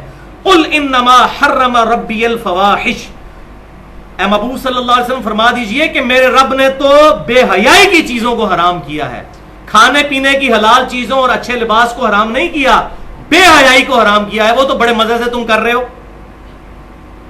ما ظہر منہا, جو کہ ظاہر ہے اس میں سے, وما بطن, اور جو چھپی ہوئی بے حیائی, چاہے ظاہر ہو یا چھپی ہوئی ہو, یہ سب بے حیائیاں حرام کی ہیں. والبغی, اور ہر سرکشی, بغیر الحق, جو حق کے راستے کو چھوڑ کر ہو. اب یہ بے حیائی چاہے ظاہر ہو چاہے پوشیدہ, چاہے انٹرنیٹ پہ چھپی دوستیاں ہوں, ای میل کے ذریعے, چاہے پورنوگرافک کی سائٹس ہوں, کوئی بھی ذریعہ ہو, چاہے یہ موبائل کے بڑے بڑے پوسٹر ہوں جو بے پردہ عورتوں کے لگائے ہوئے ہیں. سورۃ النور میں اللہ تعالیٰ نے اس کا سلوشن دے دیا ہے. اے نبی صلی اللہ علیہ وسلم مسلمان مردوں سے کہو کہ اپنی نگاہیں نیچی رکھیں, اور مسلمان عورتوں سے کہو کہ اپنی نگاہیں نیچی رکھا کریں. مسئلہ ہی حل ہو جائے گا نگاہیں نیچے کر کے چلنے سے. ضروری ہے کہ ہر چیز پر نگاہ ڈالنی ہے, تو چاہے ظاہری بے حیائی ہو چاہے باطنی, اس سے بچنے کا کہا گیا ہے. وَأَن تُشْرِكُوا بِاللَّهِ, اور سب سے بڑا حرام تو یہ تھا کہ اللہ کے ساتھ شرک نہیں کرنا. مَا لَمْ يُنَزِّلْ بِهِ سُلْطَانًا, کہ اللہ تعالیٰ نے جس کے لیے کوئی سند نازل نہیں فرمائی. وَأَن تَقُولُوا عَلَى اللَّهِ مَا لَا تَعْلَمُونَ, اور یہ کہ تم اللہ پر وہ بات تھوپ دو جس کے بارے میں تمہیں کوئی علم نہیں. تو شرک پہ آج ڈیٹیل سے گفتگو ہو نہیں سکتی, اس پہ میرے 2 لیکچر. مسئلہ نمبر 3 دعا صرف اللہ ہی سے, 2 گھنٹے کی گفتگو, اور 1.5 گھنٹے کی گفتگو ہے اسی کی ایکسٹینشن. مسئلہ نمبر 43 توسل اور وسیلہ کے صحیح احکام و مسائل, اس میں نے ڈیٹیل سے بات کی ہے. وَلِكُلِّ أُمَّةٍ أَجَلٌ, اب یہ بات کنکلوڈ ہو رہی ہے, ہر امت کے لیے ہے موت کا وقت مقرر. فَإِذَا جَاءَ أَجَلُهُمْ, اور جب کبھی ان کی موت کا وقت آ جائے گا, لَا يَسْتَأْخِرُونَ سَاعَةً وَلَا يَسْتَقْدِمُونَ, تو ایک لمحے کے لیے بھی موت نہ آگے آئے گی نہ پیچھے ہٹے گی, ایکزیکٹ اسی ٹائم پہ آئے گی. یا بنی آدم, اے آدم کی اولاد, اما یاتینکم رسل منکم, یاد رکھنا جب کبھی بھی میرے کوئی رسول تمہارے پاس آئیں گے, یقصون علیکم آیاتی, جو میری آیات تم پر بیان کریں گے. یہ وہی بات جو پہلے ہم ڈسکس کر چکے. فاما یاتینکم منی ہدی فمن اتقا, تو جو کوئی تقوی اختیار کرے گا, وہ اصلح, اور اپنی اصلاح کر لے گا رسولوں کے پیچھے چل کے, فلا خوف علیہم ولا هم یحزنون, تو قیامت والے دن نہ تو اسے کوئی خوف ہوگا اور نہ کوئی غم ہوگا. الحمدللہ. والذین کذبوا بآیاتنا, اور جو لوگ ہماری آیات کو جھٹلا دیں گے, واستکبروا عنہا, اور اس سے تکبر کریں گے. اور تکبر کی ڈیفینیشن میں بتا چکا صحیح مسلم سے. تکبر یہ ہے کہ حق بات سے اناد کرنا. قرآن میں آیا ہے نہیں ماننا, بخاری مسلم میں آیا نہیں ماننا, اپنی مرضی کرنی ہے, اپنے فرقے کے پیچھے چلنا, یہ ہے تکبر, اکڑ. جو آیات سے تکبر کریں گے, عنہا, اس سے, اولئک اصحاب النار, وہی لوگ ہوں گے دوست کی, ہم فیہا خالدون, وہ رہیں گے اس میں ہمیشہ ہمیش. اللہ تعالیٰ سے دعا ہے کہ قیامت والے دن ہمیں اپنے نیکوکار بندوں میں اٹھائے. اللہ تعالیٰ ہماری تمام غلطیاں معاف فرمائے, ہماری, ہمارے ماں باپ کی, ہمارے گھر والوں کی اور پوری امت کی مغفرت فرمائے, اور ہمیں کتاب و سنت کی تعلیمات پر صحابہ اکرام علیہم رضوان, اہل بیت علیہم رضوان کے منہج کے مطابق عمل کر کے دوسرے بھائیوں تک پہنچانے کی توفیق عطا فرمائے. حق بات جو آج میں نے کہی, اللہ تعالیٰ ہمارے دلوں میں راسخ فرمائے. اگر میرے منہ سے جذبات میں کوئی غلط بات نکل گئی تو اللہ تعالیٰ ہمارے دلوں سے معاف کر دے. سبحانک اللہم و بحمدک, اشہد ان لا الہ الا انت, استغفرک و اتوب الیک, وما علینا الا البلاغ المبین.